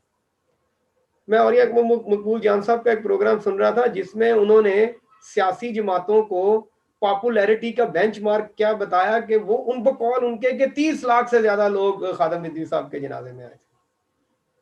अगर मैं उनकी बात को बगैर तहकीक और तफ्तीश किए मान लूं तो ये 30 लाख वो लोग थे, और 30 को 5 से ज़रब दे लें तो ये वो लोग थे जो एग्जैक्टली एक्सट्रीमिस्ट लोग हैं। तो ये हम कभी कभी बहुत ज्यादा ये जो हमारे, मैं एक लफ्ज इस्तेमाल करने लगूं थोड़ा सा, ये जो इंटरफेथी हैं हमारे मुल्क में जिनका इंटरफेथ कारोबार है, चर्च के लोग, एनजीओस के लोग, मुझे बताएं कि अगर इंटरफेथ इतना ही सक्सेसफुल रहा है तो थोड़े दिन पहले चुंगी अमर सिंधु में लाहौर में क्या हुआ? वो जो शमा थी, जो प्रेग्नेंट खातून थी, उसको उसके हस्बैंड के साथ क्यों जला दिया गया? ये इंटरफेथ सिर्फ कॉन्फ्रेंसिस की हद तक है, ये इंटरफेथ सिर्फ लाल मस्जिद से लेके पीस सेंटर तक है, ये इंटरफेथ सिर्फ और सिर्फ बिशप हाउसेस तक है जहां पे 4 मौलवियों को बुला लिया। असल में ये मुआशरा जितना एक्सट्रीमिज्म पे काम किया है जिन लोगों ने, उन्होंने इस मुआशरे में सीड प्लांट कर दिया है और इतना ज्यादा हो गया है। आज आप क्रिश्चियनिटी में भी होते हुए कोई लॉजिक की बात करके देख लें, सारे पादरी, सारे फादर आपके पीछे पड़ जाएंगे। थोड़े दिन पहले एक मूवमेंट चल रही थी, बहस हो रही थी Christian marriage and divorce bill के ऊपर। वही फादर्स उन पादरियों को साथ लेके खड़े हुए थे प्रेस क्लब में जो जब फादर निकाह नहीं पढ़ाता तो उनकी जगह 10-10 हजार लेके निकाह पढ़ाते हैं। और यहां तक बात कर रहे हैं कि चूंकि ये पाकिस्तान इस्लामी नजरियाती मुल्क है तो हम चाहते हैं जी मसीही एतबार से भी ये नजरियाती स्टेट होनी चाहिए। कहां जा रहे हैं हम क्रिश्चियन भी उसी खेत की मूली हैं, उसी थाली के चट्टे बट्टे हैं और उसी तरह से हम भी एक्सट्रीमिज्म का शिकार है। लेकिन जब हमें खुद से मार पड़ती है तो फिर हमारे लिए डिफरेंशिएट करना थोड़ा सा मुश्किल हो जाता है।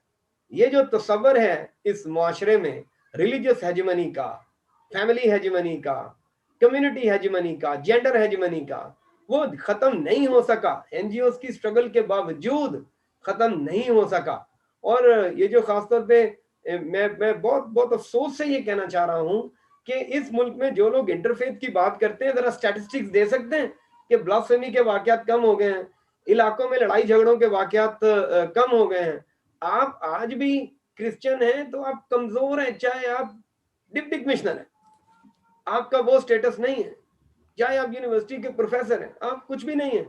और खासतौर पे ये आरजू वाकये के बाद जो कुछ हुआ है और जिस तरह से चीजें हुई हैं, मैं ये समझता हूं कि माइनॉरिटीज में इन स्पेसिफिकली और इन जनरल सोसाइटी में इंसाफ के निजाम से माइनॉरिटीज का जो एतमाद है वो यकीनी तौर पर और कमजोर हुआ है। और अभी बाजी नबीला बात कर रही थी फोर्स कन्वर्जन के हवाले से कि जी वो काकड़ साहब ने रिपोर्ट दी।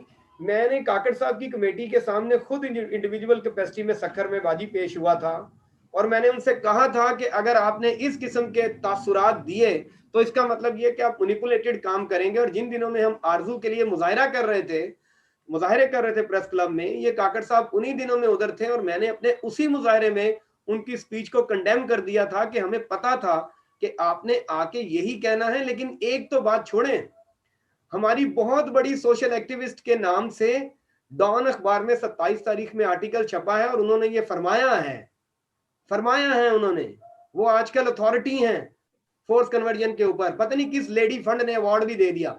वो ये कहते हैं कि फोर्स कन्वर्जन पाकिस्तान में बढ़ नहीं रिपोर्ट ज्यादा हो रही है। ओ बाबा, रिपोर्ट नहीं ज्यादा हो रही, बढ़ भी रही है। और रिपोर्ट ज्यादा ऑब्वियसली हो रही है इस वाकये के बाद। अगर हम खुद ही लोग इस तरह से बात करेंगे तो हम तो काकड़ साहब की रिपोर्ट को सपोर्ट कर रहे हैं। तो किस तरह से हम लोग ये कह सकते हैं कि हमारी आजकल हम ये भी दावा करते हैं जी आरजू केस में हमने बहुत यूनिटी दिखाई है। नहीं दिखाई यूनिटी हमने। कुछ लोग इस केस को और इस जैसे केसेस को हाईजैक करके ले गए अपने जाती मफादात के लिए। कुछ छुपे हुए लोग हैं, वक्त के साथ साथ सब बाहर आ जाएगा कि किस तरह से कनाडा से क्रूसेड माफिया और किस तरह से दूसरे लोग जो हैं वो इन्वॉल्व होके चर्च और एनजीओ को बदनाम करके आगे आए और अपना काम लेके चुप करके निकल गए। और हमारे सियासी लोग जो हैं वो भी अपनी तल्लुकदारियों में, रिश्तेदारियों में, अपने सियासी मफादात में, मतलब उस तरह से उन केसेस में सही तरह से सामने नहीं आ सके। और वो जो स्ट्रेटेजी थी कि हमें इसमें रिलीजियस कन्वर्जन को उस वक्त भी चैलेंज करना था, कस्टडी को हमें उस वक्त भी चैलेंज करना था, वो हमने नहीं किया। काबिल वकला ने, काबिल एक्टिविस्ट ने, काबिल पास्टर्स ने उस वक्त केसेस वापस ले लिए, हमारी कम्युनिटी ने बगलें बजाई। लेकिन उसके बावजूद अब क्या हो रहा है, अब रिजल्ट क्या है, वो हमारे सामने होना चाहिए। और अब कोई नहीं मीडिया पे आके बताता कि अली अजहर बाहर है, अब कोई नहीं बताता कि फैमिली केस में भी कुछ नहीं होना। असल मामला ये है कि हम असल में खुद अपने आप को हमने कमजोर किया हुआ है। हम इंतहा की हद तक डिसयूनिटी के शिकार कौम है और उसी की वजह से लोग हमसे खेलते हैं। वो बहुत पुरानी कहानी तीसरी क्लास में पढ़ी थी कि जब गट्ठा एक जैसा है यानी बंधा हुआ है तो उसको कोई नहीं तोड़ सकता। यहाँ तो हर शख्स मतलब पास्टर है तो वो पास्टर होने की बजाय ह्यूमन राइट्स एक्टिविस्ट बना हुआ है। मैं थोड़े दिन पहले क्रिश्चियन मैरिज और डाइवोर्स बिल पे एक वीडियो स्क्रीनिंग करने के लिए कराची के इलाके नाजमाबाद में था। तो वो प्रोग्राम के बाद खवातीन मेरे पास आ गई, जी पाजी साहब, भाई जी साढ़े दुआ करो। वो मैंने कहा चलो यार दुआ कर ही देते हैं, कोई नहीं, मैं भी बपतिस्मा याफ्ता शख्स हूँ। तो मैं मतलब ये है कि लोगों को एक्टिविज्म से ज्यादा आज भी पास्टरिज्म की तरफ आना है। लोगों को वो चीजें समझ नहीं आती। एक बहुत बड़े पास्टर साहब हैं, कनाडा में होते हैं, आजकल एक बड़ा टीवी चैनल चला रहे हैं, बड़े अच्छे पादरी हैं, बड़े फने खताबत के माहिर हैं, सारे मामला आते हैं, वो भी ह्यूमन राइट्स में घुसे हुए हैं आजकल। यार इस कौम में मसला ही ये है कि हर कोई हर कुछ कर सकता है। पाकिस्तान में हर कोई डॉक्टर है, हर कोई इंजीनियर है, हर कोई फादर है, पादरी है और हर कोई सहाफी है। कोई स्पेशलाइजेशन तो रह नहीं गई। यहाँ इंटर पढ़े हुए लोग अपने आप को सीनियर सहाफी कहते हैं। यहाँ मतलब किसी ने सहाफत की अलिफ बे नहीं देखी हुई तो वो जाके अपने आप को किस तरह से इंट्रोड्यूस करा रहा होता है। मुझ जैसा शख्स भी सोशियोलॉजी पढ़ के कल को किसी भी इबादत में घुस के 2-4 हवाले पढ़ के तो वो पास्टर भी बन सकता है। तो मतलब हमें ना एनालिसिस करना चाहिए जरा खुला डुला अपना, और इतना खुला डुला कि हमें पता चल जाए कि हम हैं क्या। आखिरी चीज जिसके ऊपर मैं बात करना चाहता हूँ वो सिर्फ बड़ी बाजी से और नादिया बहन से बड़ी माजरत के साथ, और उसके बाद चाहे तो वो फ्लोर अपने पास रखें। मैं ये चाहता हूँ, मैं खास तौर पे बड़े दुख और अफसोस का इजहार करना चाहता हूँ कि पाकिस्तान में क्रिश्चियन कम्युनिटी के खिलाफ परसिक्यूशन बढ़ता जा रहा है, लेकिन इंटरनेशनल कम्युनिटी का रिस्पांस जीरो होता जा रहा है हमारी तरफ। क्रिश्चियन कम्युनिटी को वीजे नहीं मिलते, क्रिश्चियन कम्युनिटी के असाइलम केसेस में सपोर्ट नहीं की जाती जिस तरह पहले से होता था। बरतानिया जैसा मुल्क कह देता है जी मैंने आसिया को नहीं देनी पनाह क्योंकि उसने अपने मुसलमान वोटर्स को सेटिस्फाई करना है। जस्टिन ट्रूडर की पॉलिसी क्या है? क्रिश्चियनिटी मुझे यूके कैनेडियन की ओपोजिशन और ट्रेजरी बेंचेस के लोगों ने हंगरी में बताया, एक इंटरनेशनल कॉन्फ्रेंस में मैं अपनी वाइफ के साथ था लास्ट ईयर, उन्होंने कहा जी कि ट्रूडर ने इमिग्रेशन ओपन की हुई है लेकिन उसका कहना है कि सब कॉन्टिनेंट से आने वाले क्रिश्चियन को डिस्करेज करो। तो ये क्या है ये मामला, ये किस तरफ हम जा रहे हैं? हम उनके नाम के ऊपर जूते खाते हैं यहाँ कि जी हमें जबरदस्ती नथी किया जाता है अमेरिका के साथ, बरतानिया के साथ। वहां असाइलम किसको मिलती है? अहमदियों को, मुसलमानों को। मुझे कोई एतराज नहीं है, जो जेन्युइन केस है, जो जेन्युइन विक्टिम है, चाहे वो कोई भी हो, लेकिन उसे मिले। लेकिन हमें क्यों इग्नोर किया जाता है? क्योंकि हमारी माली हैसियत नहीं है, हमारी ओवरसीज में सियासी हैसियत नहीं है, जिसकी वजह से हमें इग्नोर किया जाता है। वीजाज हमारे लिए बहुत बड़े इश्यूज हैं, लेकिन उसमें तारा बरल हमने भी काम डाला हुआ उसमें कि हमारे यहाँ भी हर शख्स जो है वो मतलब उसको सुबह शाम खाने के साथ जो पहले निवाले के साथ दूसरा निवाला है वो यही है कि यहाँ से शिफ्ट हो जाना है। आयरलैंड में जब पोप फ्रांसिस तशरीफ लाए थे तो या कराची एम्बेसी में, कराची कॉन्सुलेट में उनके साथ मैं राब्ते में था, तो उन्होंने बहरहाल मैंने भी अपनी फैमिली के साथ अप्लाई किया था in the devotion of the pope. तो उन्होंने मेरा वीजा भी रिफ्यूज किया। तो मैंने कहा यार मेरे ऊपर जो आप इल्जाम लगा रहे हो कि जी आपने कभी ट्रेवल नहीं किया, ये तो गलत है। आप तो कह रहे हो आपके पास जॉब नहीं है, टाइज नहीं है, मेरे तो टाइज स्ट्रांग है। 36 लोग मेरे ऊपर पाकिस्तान में डिपेंड करते हैं, मैं अपने कैरियर के पीक पर हूँ। आखिर में फिर जो कौंसल जनरल का एडवाइजर था उसने मुझे बताया कि सर मसला ये हमने पॉलिसी बना ली है कि यहाँ पाकिस्तान में पादरियों ने, फादरों ने पैसे ले लेके वो लोग जो कभी चर्च भी नहीं जाते वो पोप साहब से मिलने जा रहे हैं। ठीक है, तो मतलब अब हमने खुद भी अपने काम खराब किए हैं और कुछ उन्होंने भी हमें छोड़ दिया है। और यकीन जान लें, अभी मैं बाजी की गुफ्तगू से आइडिया ले रहा था कि हम वाकई बेआसरा होते जा रहे हैं, बेसहारा होते जा रहे हैं और कुछ डिसयूनाइटेड होते हुए हम अपने पांव पे खुद कुल्हाड़े मार के अपने आप को अपाहज करते डॉक्टर साबर जी, साहब जी, डॉक्टर आप साहब। चल थैंक यू आपका, थैंक यू जी जी, डॉक्टर साबर साहब, बहुत खूबसूरत आपकी बातें हैं, अगरचे कड़वी हैं, बहुत सारे लोगों को कड़वी लगेंगी, लेकिन हजम नहीं बहुत होंगी। अच्छी सॉलिड बातें बातें हैं, कड़वी होती क्योंकि हैं जी बिल्कुल क्योंकि हमने देखा है ओवरऑल, एक तो ये जो आपका एनालिसिस है खासतौर पे इंटरफेथ के हवाले से, आप देखिए वाकई मैंने देखा है कि जो बहुत बड़े बाशऊर भी लोग हैं, जो हमारे मुस्लिम भाई हैं, जो कि इंटरफेथ में इन्वॉल्व हैं, लेकिन जब मामला आता है कहीं पे भी बोलने का, तो उस वक्त वो भी भाग जाते हैं, वो भी इनटॉलरेंस का मुजाहरा करते हैं। तो मैं समझता हूँ कि ये एक मुनाफिकाना रवैया है कि जहाँ पे वाकई सपोर्ट की जरूरत होती है वहां पे हम खड़े नहीं होते। लेकिन जैसे आपने कहा कि मीटिंग्स वगैरह में कभी इधर कभी दाएं कभी बाएं, वही लोग सारे नजर आते हैं। तो ये एक बहुत रियलिटी है जिसको आपने बयान किया, ये इस तरह नहीं होना चाहिए। और मैं समझता हूँ कि हमें वाज़े तौर पर देखने की जरूरत है कि किस तरह हम जो सॉलिड ग्राउंड है उस पे कायम रहें और जो रियलिटीज हैं उनको टच करें, वरना तो आप देखें कि इसी तरह वाकयात होते रहेंगे और होते भी हैं। और जो आपने कहा कि आप देखें कि कितना इसमें कमी आई है, तासुब में कितनी कमी आई है, तो हमें लगता है कि कोई कमी नहीं आई। जब कभी भी इस तरह का वाकया होता है सब लोग एक जैसे हो जाते हैं। तो थैंक यू वेरी मच, क्योंकि ये बातें बहुत खूबसूरत है। हमारे पास वक्त नहीं है, वरना और इनको हम डिटेल से बातचीत को आगे बढ़ाते।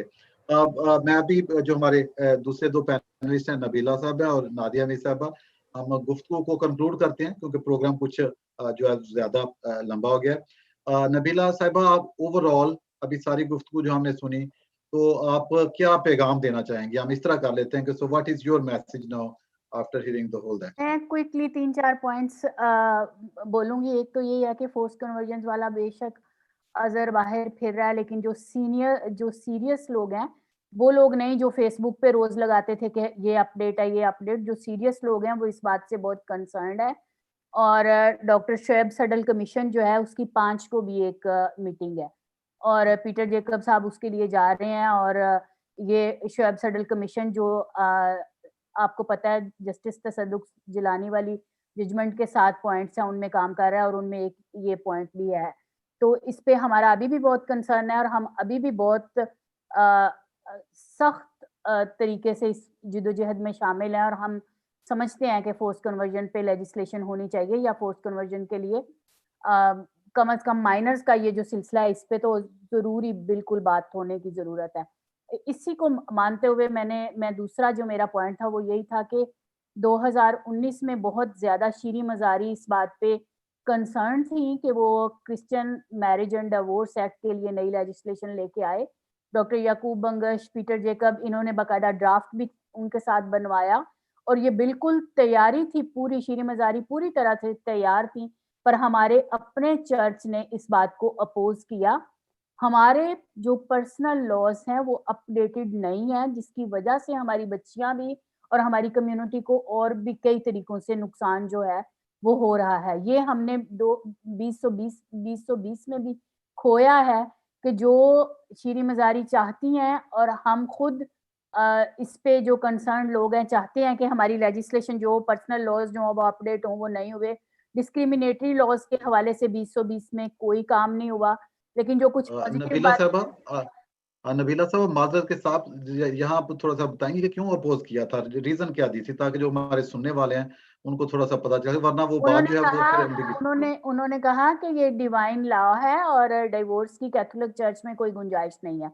मतलब इस लॉ में डिवोर्स, इस लॉ जो नया लॉ ला रहे हैं उसके ना होते हुए भी आप देखेंगे कितनी डाइवोर्सेस होती हैं, और ये जो डाइवोर्सेस होती हैं जिसपे खातून पे जनाकारी का इल्जाम लगाते हैं और फिर उसको डाइवोर्स करते हैं, वो ज्यादा खतरनाक है या प्रॉपर इस पे लेजिस्लेशन हो जाए तो वो खतरनाक। उस वो जो लेजिस्लेशन थी डॉक्टर याकूब बंगिश की, कैनन लॉ में स्पेशलाइजेशन है और उन्होंने कैनन लॉ की रूह से ही उनको बना के दिया था। और डॉक्टर शीरी मजारी इससे पहले भी जो ह्यूमन राइट्स मिनिस्ट्री थी उन्होंने बहुत सारे चर्चेस के साथ national commission for justice and peace की अम्ब्रेला तले कंसल्टेशंस की हुई थी और उन कंसल्टेशंस में ये चीजें जो थी वो शामिल थी।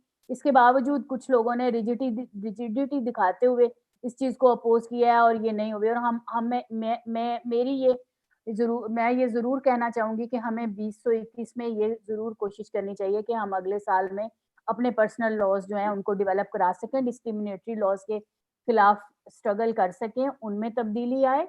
और जो एक दो चीज पॉजिटिव हुई है 2020 में, एक तो पंजाब में 2% एजुकेशन के जो हायर स्टडीज वाले इदारे हैं उनमें कोटा अनाउंस हुआ है और उसको लोग अवेल भी कर रहे हैं। तो ये 2020 में एक बड़ा इकदाम है, यानी 5% एम्प्लॉयमेंट कोटा को हम लोग क्वालिफाई नहीं कर सकते थे क्योंकि हमारे बच्चे जो थे वो हायर एजुकेशन में जा नहीं पाते थे। तो ये एक बड़ा कदम है। फिर जो national commission for child rights बना है उसमें एक मेंबर जो पंजाब की मेंबर है जनरल सीट पे, वो क्रिश्चियन खातून है रुबीना फिरोज। तो ये भी एक 2020 में अच्छा काम है। इसके अलावा चर्च की तरफ से अगर मैं कहूँ तो दो बातें करूंगी। एक तो मायूसी की बात है कि जो अभी बिशप्स कॉन्फ्रेंस की इनकी मीटिंग हुई है करंट, उसका जो इन्होंने प्रेस रिलीज जारी किया है, तो पहले पैराग्राफ में इमरान खान की तारीफें हैं, दूसरे पैराग्राफ में कोरोना एसओपीज के बारे में है और तीसरे पैराग्राफ में हल्की सी आरजू केस की कंडेमिनेशन है। भी क्यों नहीं कहा गया कि आरजू जैसे केस नहीं होने चाहिए और हम इस पे कोई प्लान ऑफ एक्शन लेके आना चाहते हैं या हमारी इस पे ये रिकमेंडेशंस हैं, कोई भी नहीं दी गई। कोई हमारा चर्च जो है वो बोल्ड स्टेप नहीं ले रहा। एक छोटा सा चर्च जो अच्छा काम कर रहा है वो ये है कि ये पीसीएस की एग्जाम्स की तैयारी करवा रहे हैं सारे पैरिशेस में और सारी डायोसिस में, तो उस वो नौजवानों को जो है वो उस तरीके से फायदा हो रहा है। मैं ये देखता हूं कि बिशप साहब दूसरे अभी आज मिले हैं चौधरी शजात जो कह रहे 295 को हम कभी भी इधर नहीं करने देंगे, पैसे लेके जाते हैं और चीजों से मिलते हैं। क्या ये मजहबी तब्दीली, फोर्स कन्वर्जन, ये सारा कुछ मजहब के अंदर नहीं आता कि वो स्टैंड लें, मजहबी लीडर स्टैंड ले तो वो नजर नहीं आते, वो तो बिल्कुल टोटल उनको कोई पूछने वाला नहीं है। सही बात है, सही कह रहे हैं आप, बिल्कुल वो नहीं ले रहे दिलचस्पी। और उनको वाकई मतलब हाँ, एक बात जो साबर माइकल साहब ने कही थी ना कि इंटरनेशनल कम्युनिटी के हवाले से मैं एक बात करा, क्योंकि मेरा जो ज्यादा काम है ना वो रिसर्च और इस हवाले से है। तो जो स्टेट डिपार्टमेंट की रिपोर्ट होती है यूएस की, उसमें उन्होंने पाकिस्तान को जो है वो जो खतरनाक वाली लिस्ट है उसमें रखा है। इस दफा भी उन्होंने इसमें रखा है। ये बात एक मानने वाली है कि वो उस तरफ से अमेरिका के स्टेट डिपार्टमेंट की तरफ से पाकिस्तान पे नहीं प्रेशर। वो लेकिन ना उसमें क्रिश्चियन को मेंशन ज्यादा नहीं किया हुआ। हाँ वो अहमदी के नहीं, स्पेसिफिक वो है ये है ना बाजी, कि वो अहमदी स्पेसिफिक है परसिक्यूशन वो है, ना। परसिक्यूशन तो है ना माइनॉरिटीज की, सारी माइनॉरिटीज के हवाले हाँ, से। नहीं सही है, लेकिन वो जब जो 295 सी और 295 बी के कवानीन है, ये उनका इसमें खास एक फोकस होता है कि ये कवानीन जो है ये खत्म होने चाहिए, या इनमें अमेंडमेंट्स जो है वो होनी चाहिए। जी जी सैमसन साहब, मैं छोटी सी चीज कहनी थी कि बाजी जिक्र कर रही थी कि वो जो Christian marriage and divorce bill है उसके हवाले से, तो मैं ये कहना चाहता हूँ कि हम भी उस प्रोसेस में मुकम्मल तौर पे इन्वॉल्व हैं, national lobbying delegation for minority rights की तरफ से। बिल्कुल। तो मैं ये कहना, सिर्फ कैथलिक चर्च नहीं, सब ने साइन किए थे, बाद में मुकर गए हैं। बिल्कुल सब मुकर गए हैं बाद में, और हाँ जी, फिर बाद में मुकर गए हैं, सीधी सी बात है। उसमें सिर्फ कैथलिक चर्च नहीं, कैथलिक चर्च तो चलो खुल के उस मुखालफत का इजहार कर रहा है, लेकिन बहुत सारे बड़े बड़े बिशप्स लाहौर के उस वक्त उन्होंने साइन किए, बाद में मुकर गए। उसमें एक छोटी सी चीज अभी जो बावलपुर में क्रिश्चियन वाकया हुआ था, क्रिश्चियन खातून का, किरण साहिबा का, यार हमें एक बुनियादी चीज समझने की जरूरत है कि जो निकाह पादरी या फादर कराता है उसकी कोई कानूनी हैसियत नहीं है। आज वो जो सादिक सुल्तान के साथ उसका निकाह था, उसकी कोई कानूनी हैसियत है ही नहीं। अगर आज कोई हमारे पर्सनल लॉज बने हुए होते तो उस निकाह के ऊपर निकाह नहीं हो सकता था, लेकिन अभी वो निकाह जो किसी फादर ने पढ़ाया है या पादरी ने पढ़ाया है, वो उसकी कोई कानूनी हैसियत है नहीं, इसलिए वो ओवरसाइट कर रहा है। आजू केस में भी हाईकोर्ट कराची ने ये कह दिया है कि अगर शरीयत के मुताबिक शादी हुई है, ठीक है, शरीयत के तकाजे पूरे हुए हैं, तो शरीयत का लॉ प्रिवेल करेगा। इसका मतलब जी उन्होंने कह दिया कि आरजू की बीवी है, हाईकोर्ट ने अपने ही चीजों को निगेट कर दिया है। तो मतलब इस तरह के मामला हैं, ये बहुत सीरियस मामला हैं और रिलीजियस लोगों को डील देना होगी। जी बड़ी जी doctor Sabir, thank you very much for that input. Nadia साहबा, at the end thank you for your patience, और आपकी तरफ बढ़ते हैं। तो आपने गुफ्तगू सुनी, ये जो आखिर में जिसकी बारी आती है उसको ये फायदा होता है कि वो सबको एक बार सुन लेता है और अपना एक व्यू पॉइंट जो है उसको भी कायम कर सकता है। तो आप क्या सजेस्ट करेंगे 2021 के लिए, क्योंकि मैंने देखा कि आपकी काफी इन्वॉल्वमेंट होती है, जो इश्यूज हैं कम्युनिटी को, और आप उन पे बात भी करती हैं।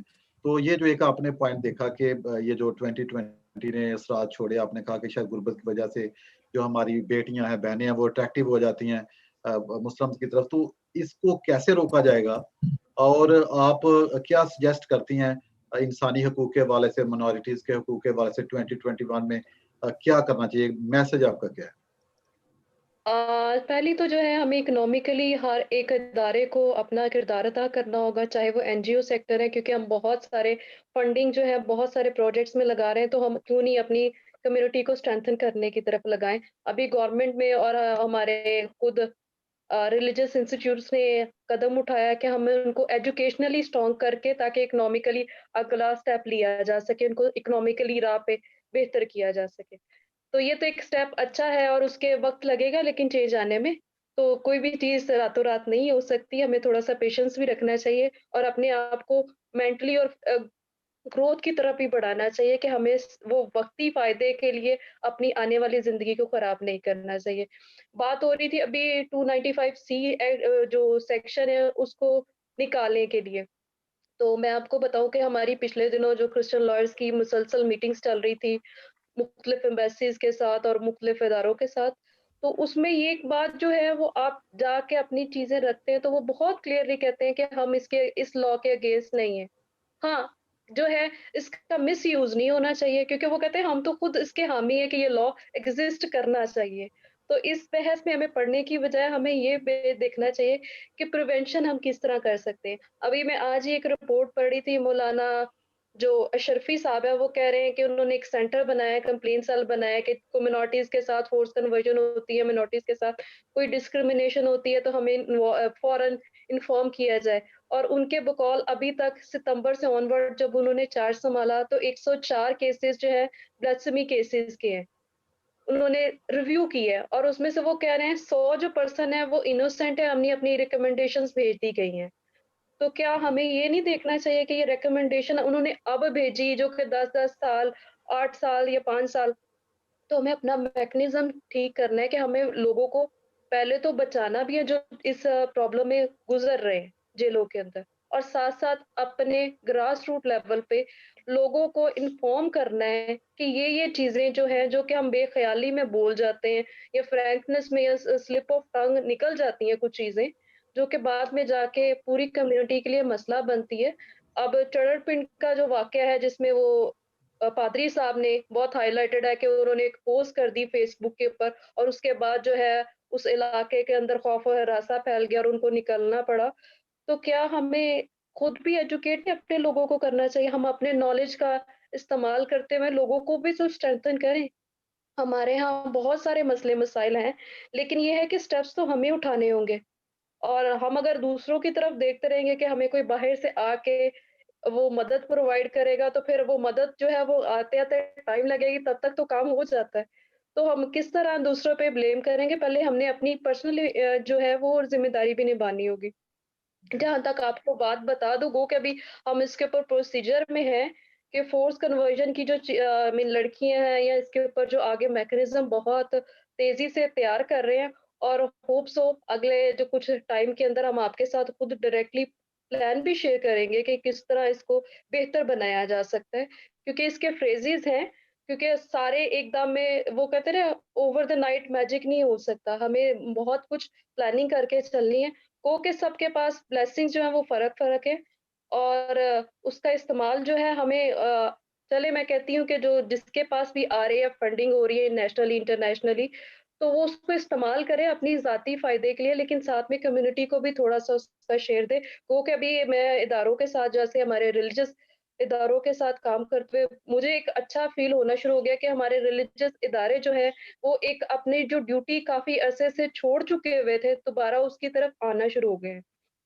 तो जहाँ तक हमने बात अभी कर रहे थे साबिर साहब रिलीजियस कार्ड की, तो रिलीजियस कार्ड तो दुनिया में सबसे पावरफुल कार्ड है, जहाँ पे कुछ आपने बात मनवानी हो और आपकी नहीं मानी जा रही हो, तो वो रिलीजियस कार्ड खेला जाता है। तो पॉलिटिशियंस हमेशा इसको अपना कहते हैं ना मजबूत हथियार के तौर पे इस्तेमाल करते हैं, चाहे वो क्रिश्चियन हो या वो मुस्लिम हो या किसी भी वो रिलीजन से ताल्लुक रखने वाले हों। तो हमें उनका इस्तेमाल होना नहीं इन कार्ड्स के थ्रू, क्योंकि हर बंदा जो है अपने रिलीजन के लिए बहुत टची होता है। मुझे भी मेरे सामने कोई रिलीजन के खिलाफ बात करेगा तो मैं भी मारने पे और तैयार हो जाऊँगी और मरने पे। तो हमें उसको लोगों के अंदर सेंस पैदा पैदा करनी है, क्योंकि हमारी जो बाइबल है हमें खुदा यीशु मसीह ने अपने एक्ट से बताया है कि एक अगर आपके मुँह पे कोई टाटा मारता है, एक तरफ तो आप दूसरा भी कर दो। टॉलरेंस हमें बहुत सारी सिखाई गई है। तो जब कभी मजमे में उनके ऊपर प्रॉब्लम आती थी, फ़कीह फ़रीसी उनको घेर लेते थे, तो वो मजमे से खामोशी से निकल जाते थे। ना कि वो कहते थे वो दीदा दिलेरी नहीं है कि शेर को आता हुआ देख के उसके सामने खड़े हो जाना। तो हमें कुछ चीज़ें जो हैं अपने अंदर बर्दाश्त पैदा करनी होगी, कोएग्जिस्टेंस को मानना होगा, हमें दूसरों का एहतराम करेंगे तो फिर वो भी हमारा एहतराम करेंगे हमारे रिलीजन का। हमें सिर्फ़ ये नहीं है जब हम उँगलियाँ उठाते रहेंगे, दूसरे को बुरा कहते रहेंगे, तो इससे बिगाड़ ही पैदा होगा, कभी भी सुधार नहीं आएगा। नादिया, एक तो जो वहाँ पे प्रॉब्लम ये है कि शरई लॉ भी और रियासती लॉ भी जो आपस में क्लैश है, और शरई लॉ जो है वो मैरिज जो एक्ट है उसको कभी भी रियासती लॉ को पूरा नहीं होने देता। ये बहुत बड़ी एक मुश्किल है जिस पे काम करने की ज़रूरत है। दूसरा, आप जो रिलीजियस कार्ड की बात कर रहे हो, ये तो पब्लिक यूज़ कर रहा है। जो आपका लीडर मज़हबी लीडर है ना, वो नहीं कर रहा, उसको करना चाहिए, वो नहीं हो रहा। बिल्कुल सही कहा। वो मज़हबी लीडर जो है देखिए आप पार्टी से इलेक्टेड नहीं आ रहे, आप सिलेक्टेड आ रहे हैं। तो जब सिलेक्टेड पर्सन होगा वो तो उनकी सुपरविजन के अंदर है ना, एक वो पेड पर्सन की तरह होगा, जो कि वो उसको अगर वो अगर अपने मालिक के अगेंस्ट जाएगा तो मालिक तो उसको किसी भी टाइम खींच सकता है। नहीं नहीं तो ये नहीं ये मैं भी मैं सीधा नहीं, नादिया ऐसा नहीं है। नादिया एक बात सैमसन साहब बड़ी माजरत, देखें अभी बाजी नबीला ने बताया था कि बिशप्स कॉन्फ्रेंस की स्टेटमेंट आई है और इनडायरेक्टली दबे लफ्जों में आरजू की बात हुई है। नहीं, मैं यही कहना चाह रहा था कि जब बहुत सारे वाकयात है ये फ्रंट लाइन पे जाते हैं, जैसे मुझे अच्छी तरह याद है कि जब मैंने कराना था एक मजहबी लीडरशिप, सियासी लीडरशिप और लेमैन का, तो मुझे साफ इनकार कर दिया बिशप मलक अलेक्जेंडर ने। बेटा मैं तो अब मुझे कोई नहीं मानता, तो जब मैं उनको देखता हूँ वहाँ प्रेस कॉन्फ्रेंस में बैठे होते हैं, वह गवर्नमेंट के आगे आगे होते हैं, तो उस वक्त सब ठीक है, उस वक्त सब ठीक है। तो उनको वो एक देखें, वो लीडरशिप है जो हमें लेकर हमें यूज कर सकती है, लेकिन वो तो यूज नहीं कर रहे। वो हम यूज होते हैं, हम यूज नहीं होते, बल्कि हम खड़े होते हैं। उनको वो खड़े होने चाहिए, वो खड़े नहीं होते जहाँ पे। बस यही वो लीडरशिप का फुकदान है ना हमारे पास। हम सिर्फ वो कहते हैं अपने कंधों पे बैजेस लगाना पसंद करते हैं, वर्कर के तौर पे नहीं चलना चाहते। और लीडरशिप का सिर्फ कंधों पे वो जो बैजेस टिकाना काम नहीं होता, उसको कुर्बानी देना भी होता है। तो कुर्बानी देने से हम मजहब के लिए पीछे भागते हैं। तो बहुत सारी चीजों पे काम करना की जरूरत है। और जहां तक है टाइटल्स सारे एंजॉय कर रहे हैं, टाइटल्स की हद तक तो बाकी सारा काम चल रहा है हमारे यहाँ। और जहाँ पे मैरिज बिल की बात कर रहे थे, तो आपने दो बात की, स्टेट लॉ है और शरई लॉ। तो जब हमारे यहाँ जो ऑपोजिशन जो थी, यानी अपोज किया गया था मैरिज एक्ट को, इस बुनियाद पे किया गया था, क्योंकि मैं भी इसमें थी। क्योंकि हम अगर छेड़खानी अगर करते हैं तो हम कैनन लॉज के अंदर उसको नहीं चेंज कर सकते। हाँ, अगर हम उसको मैरिज क्रिश्चियन मैरिज के बजाय अगर स्टेट लॉज की तरफ लेके आते कि स्टेट लॉ ये बना दिया जाए, तो उसमें कोई भी कबाहत नहीं थी, क्योंकि हम मजहब के साथ छेड़खानी नहीं कर सकते। जब आप देख रहे हैं कि लोग मर रहे हैं अपने मजहब के नाम पे, तो हम अपने मजहब को क्यों छेड़खानी करने दें? लोगों ने तो अपने लिए वो कहते हैं जी, वो मिनिस्टर का लिहाज नहीं रख रहे, किसी का नहीं लिहाज रखते, तो वो तो सारों को मारने के लिए तैयार हो जाते। तो हम इतने मजहबी जो क्यों नहीं बहुत है? मजहब का जिक्र करते हैं ना, वो उन्होंने 2-2 बीवियां रखी हुई हैं। यहाँ पे लाहौर में तो आम है। चले बड़ा 2 बीवियां मजहब रखना है। है, इससे मुझे कोई इतराज नहीं, 2 बीवियां रख रहे हैं। देखिए, ज़िना करने से दूसरी शादी कर लेना बेहतर है मेरे नहीं, नजदीक। पर फिर क्रिश्चियनिटी तो इस चीज की इजाजत नहीं ना देती। इजाजत नहीं ना देती, बिल्कुल। नहीं, एक हाँ। और चीज छोटी सी रिक्वेस्ट करना चाहता हूँ। लाहौर के बहुत बड़े पादरी और हमारे मौजूदा सेनेटर साहब थाईलैंड में जाके कह के आए थे, नहीं नहीं पाकिस्तानियों तो बहुत जन्नत में रह रहे हैं। हाँ, ये तो जब अमेरिका में जाते हैं तो वहां स्टेटमेंट्स फर्क देते हैं। खुद हंगरी में जाके पैसे इन्वेस्ट कराते हैं, और फिर जब हंगरी की गवर्नमेंट पूछती है ये पैसा आया कहाँ से बेटा, वापस नहीं मिलेगा, फिर चुप करके मुंह दबा के तो वापस आ जाते हैं। डॉक्टर साबर साहब, नबीला साहब, ये सारे नादिया भी, असल में जो एक बड़ी लंबी बहस हो रही थी, उसमें मैं बड़ा पेश था। ये जो नकाह का ये चल रहा था, सिलसिला चल रहा था, तो उसमें एक तो जो कहा जा रहा था ना कि ये सक्रामेंट नहीं, पाक सक्रामेंट नहीं है, शादी पाक सक्रामेंट नहीं, या जैसे कहते हैं कि हदीस। तो इस तरह से जो एक क्लैश हुआ था आम लोगों में, लेकिन असल में हमारा मौजू तो नहीं है इस वक्त ये वाला मैरिज एक्ट वाला, लेकिन फिर भी साहब, अगर मैरिज पर्सनल लॉज अपडेट होंगे तो इससे बहुत फर्क पड़ेगा। नहीं, अगर वो हम नहीं कर रहे, कोई ऐसी बात नहीं कर रहे, लेकिन जब लोग जो लेने वाले, जो शील्ड लेने वाले, बड़े कुछ लेने वाले ये कहेंगे कि जी रियासती लॉ जो है उसके ताबिया रहना चाहिए, ना कि आप मजहब के ताबिया ना रहो, ये सक्रामेंट नहीं है, तो क्लैश तो आएगा। लेकिन इस वक्त हमारा ये मौजू है गुफ्तगू नहीं, हम किसी वक्त ये रख लेंगे। जी।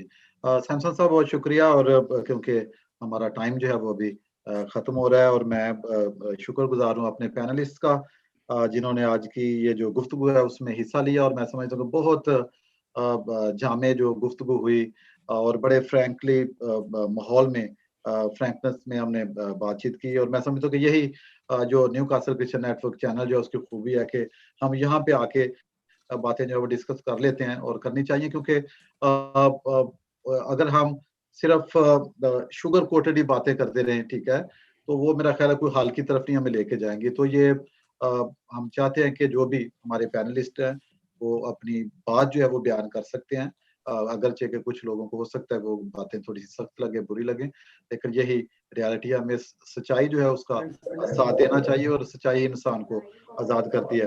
तो नाज़रीन, जितने लोग हमें सोशल मीडिया पे फॉलो कर रहे थे, हम आपके मशकूर हैं। आपके मशवरा जो है वो हमें हौसला अफजाई करते हैं कि हम अपने प्रोग्राम जो है उनको और बेहतर तौर पर उनको तरतीब दें। जो आज का मौजू था 2020 साल, क्या खोया क्या पाया, हमने यकीनन देखा कि हमने खोया भी बहुत और पाया भी बहुत। और यकीनन जो नया साल आता है वो हमारे लिए नई उम्मीदें लेके आता है कि हम मुस्बत सोचें। ये शुरू में भी बात आई थी कि नेगेटिविटी जो है उसको कम करें, मुस्बत सोचें, रोशन पहलू जो हैं ज़िंदगी के उनको डिस्कस करें। मुश्किलात और हादसात, वाक़यात ज़िंदगी का हिस्सा हैं, लेकिन वो हमें सिखाते हैं कि हम किस तरह अगला वक़्त जो है उसको बेहतर करें और बेहतरी लेके आएँ। तो हमारी ये दुआ है कि ये जो नया साल 2020 आज नए साल का पहला दिन है और हमने ये गुफ्तगू की है, और खुदा करे कि जब हम दिसंबर में एंड पे देखें तो हम जो बातें आज हमने की हैं वो वाक़ई उनको हम होता हुआ देखें, फलदार देखें। और आप सबके लिए, जितने भी लोग हमारे साथ शामिल होते हैं, हमारे लिए आपके लिए नेक दुआएँ हैं। और मैं शुक्रिया अदा करना चाहूँगा जनाब डॉक्टर अख्तर अंजली साहब का, जो आज पैनलिस्ट थे, जिन्होंने बड़ी जामे गुफ्तगू की। डॉक्टर साबर माइकल साहब का। सिमाब आसफ हमें किसी वजह से ज्वाइन नहीं आज कर सकी। नबीला फिरोज भट्टी साहबा का, नादिया हमीद साहिबा का। आप सब जो हैं हमारे लिए बड़े मुअज़्ज़ज़ हैं और आपकी जो गुफ्तगू है बहुत अच्छी हुई। और यकीनन जब हम बातचीत करते हैं तो बहुत सारे लोग, क्योंकि ये जो हमारी वीडियोज़ हैं ये फ़ेसबुक पे भी होती हैं और उसके बाद यूट्यूब पे भी हम चढ़ाते हैं, और जो लाइव हमें नहीं देख सकते वो बाद में भी जो वीडियोज़ जो देखते हैं, तो यकीनन जो आपने बातें की हैं वो लोग उनसे इस्तिफ़ादा करेंगे। तो मैं अभी बढ़ना चाहूँगा जनाब सैमसन जावेद साहब की तरफ। जी सैमसन साहब। जी, जी। मैं कुछ बात ये करूँगा आज के हवाले से कि अगर हमने अपनी रवशें तब्दील ना की, अगर हम सिर्फ़ कहेंगे कि हम लीडर हैं, हमारी बात चले, या हम बँट जाएँगे, यकजहती का मुज़ाहरा नहीं करेंगे, या हम जैसे मेंढक बारिश के मौसम के मौसमी मेंढक कह लें या इस तरह अगर हम बने रहेंगे तो मेरा ख्याल है 2021 हम कामयाबी से जो है वो कामयाबी की तरफ हम नहीं जाएँगे। अगर हमने ज़रूरी है कि हम अपनी रवशें भी तब्दील करें और ज़ाती मफ़ादात की तरफ मजमूई मफ़ादात को तरजीह दें। और पिछले साल भी ये अक्सर बात होती रही थी कि हमारी मज़हबी लीडरशिप या सियासी लीडरशिप बहुत कमज़ोर है। इसको सोचना होगा। इस 2021 में तो हम कामयाब ज़रूर होंगे और एक ज़िंदा कौम बनेंगे। ये ज़िंदा कौम सिर्फ़ मैं ज़िंदा कौम से नहीं या कुछ लोगों के ज़िंदा कौम से नहीं, पूरी की पूरी एक ज़िंदा कौम बनेगी, तो तब भी ये हल होगा। तो अब मैं आप सबका शुक्रिया अदा करूँगा, आप फिर फ़ादर नज़ीर मानी का, जिनके पास बहुत सी ज़िम्मेदारियाँ हैं, पैरिश की ज़िम्मेदारियाँ हैं, उनके बाद उन्होंने बड़े इंस्टीट्यूट भी जो है वो देखने होते हैं और लोगों का भी ख़्याल रखना होता है, और उनके ज़ाती मशागिल, जैसे आपको पता, बहुत सारी किताबें भी उन्होंने लिखी हैं, शायरी उनका एक मशग़ला है, उसमें भी मसरूफ़ होते हैं, और बहुत सारी फिर भी वो इस चैनल के लिए एक मकसद को हम सब लेकर चले हुए हैं। तो आपके तावन से खुदा ने चाहा तो 2021 में जो कमियाँ हैं, हमारी पूरी टीम की कोशिश होगी कि सियासी और मज़हबी क़यादत को ज़रूर मुतहर्रिक करें, चाहे हमें कुछ भी इसका नुकसान हो। तो बहुत शुक्रिया आप सबका, और इसके साथ मैं दूसरों का भी शुक्रिया अदा करता हूँ जो हमारे पीछे रह के काम कर रहे होते हैं, जो हमारे वेल विशर हैं, जो हमें एक टॉपिक भी देते हैं और हमें साथ-साथ जो पैनलिस्ट हैं वो भी देते हैं। तो इसके साथ मैं जावेद भट्टी साहब का भी शुक्रिया अदा करूँगा कि जो इसकी प्रमोशन के लिए जो है हमा वक्त मसरूफ़ होते हैं। फिर मैं अपने साहबज़ादे के लिए भी उसको शुक्रिया अदा करूँगा। आप सब जानते हैं कि यूरोप में बच्चों का टाइम देना इंतहाई मुश्किल होता है, लेकिन वो हमें टाइम देता है और ये सारा मुमकिन बनाता है, सब काम करता है। तो मैं उसका शुक्रिया अदा करूँगा। बाप का तो काम जो है वो लेना काम होता है, लेकिन बाप का काम भी होता है शुक्रिया का। दो चीज़ें हमने सीखी यूरोप में रहते हुए या इंग्लैंड में, सॉरी या thank you. Sorry thank you, दो चीज़ें सीखी। आप सबका खुदा हामी और नासिर हो और ये नया साल हमारी उम्मीदों पर पूरा उतरे और हम जो छोटे छोटे वाक़यात देखते हैं वो ना देखें। टेक केयर, अपना ख्याल रखें, अपने घर का, अपने मुल्क का। हम पाकिस्तान हमें बहुत अजीज़ है। Thank you so much. बहुत शुक्रिया। थैंक यू, बहुत शुक्रिया।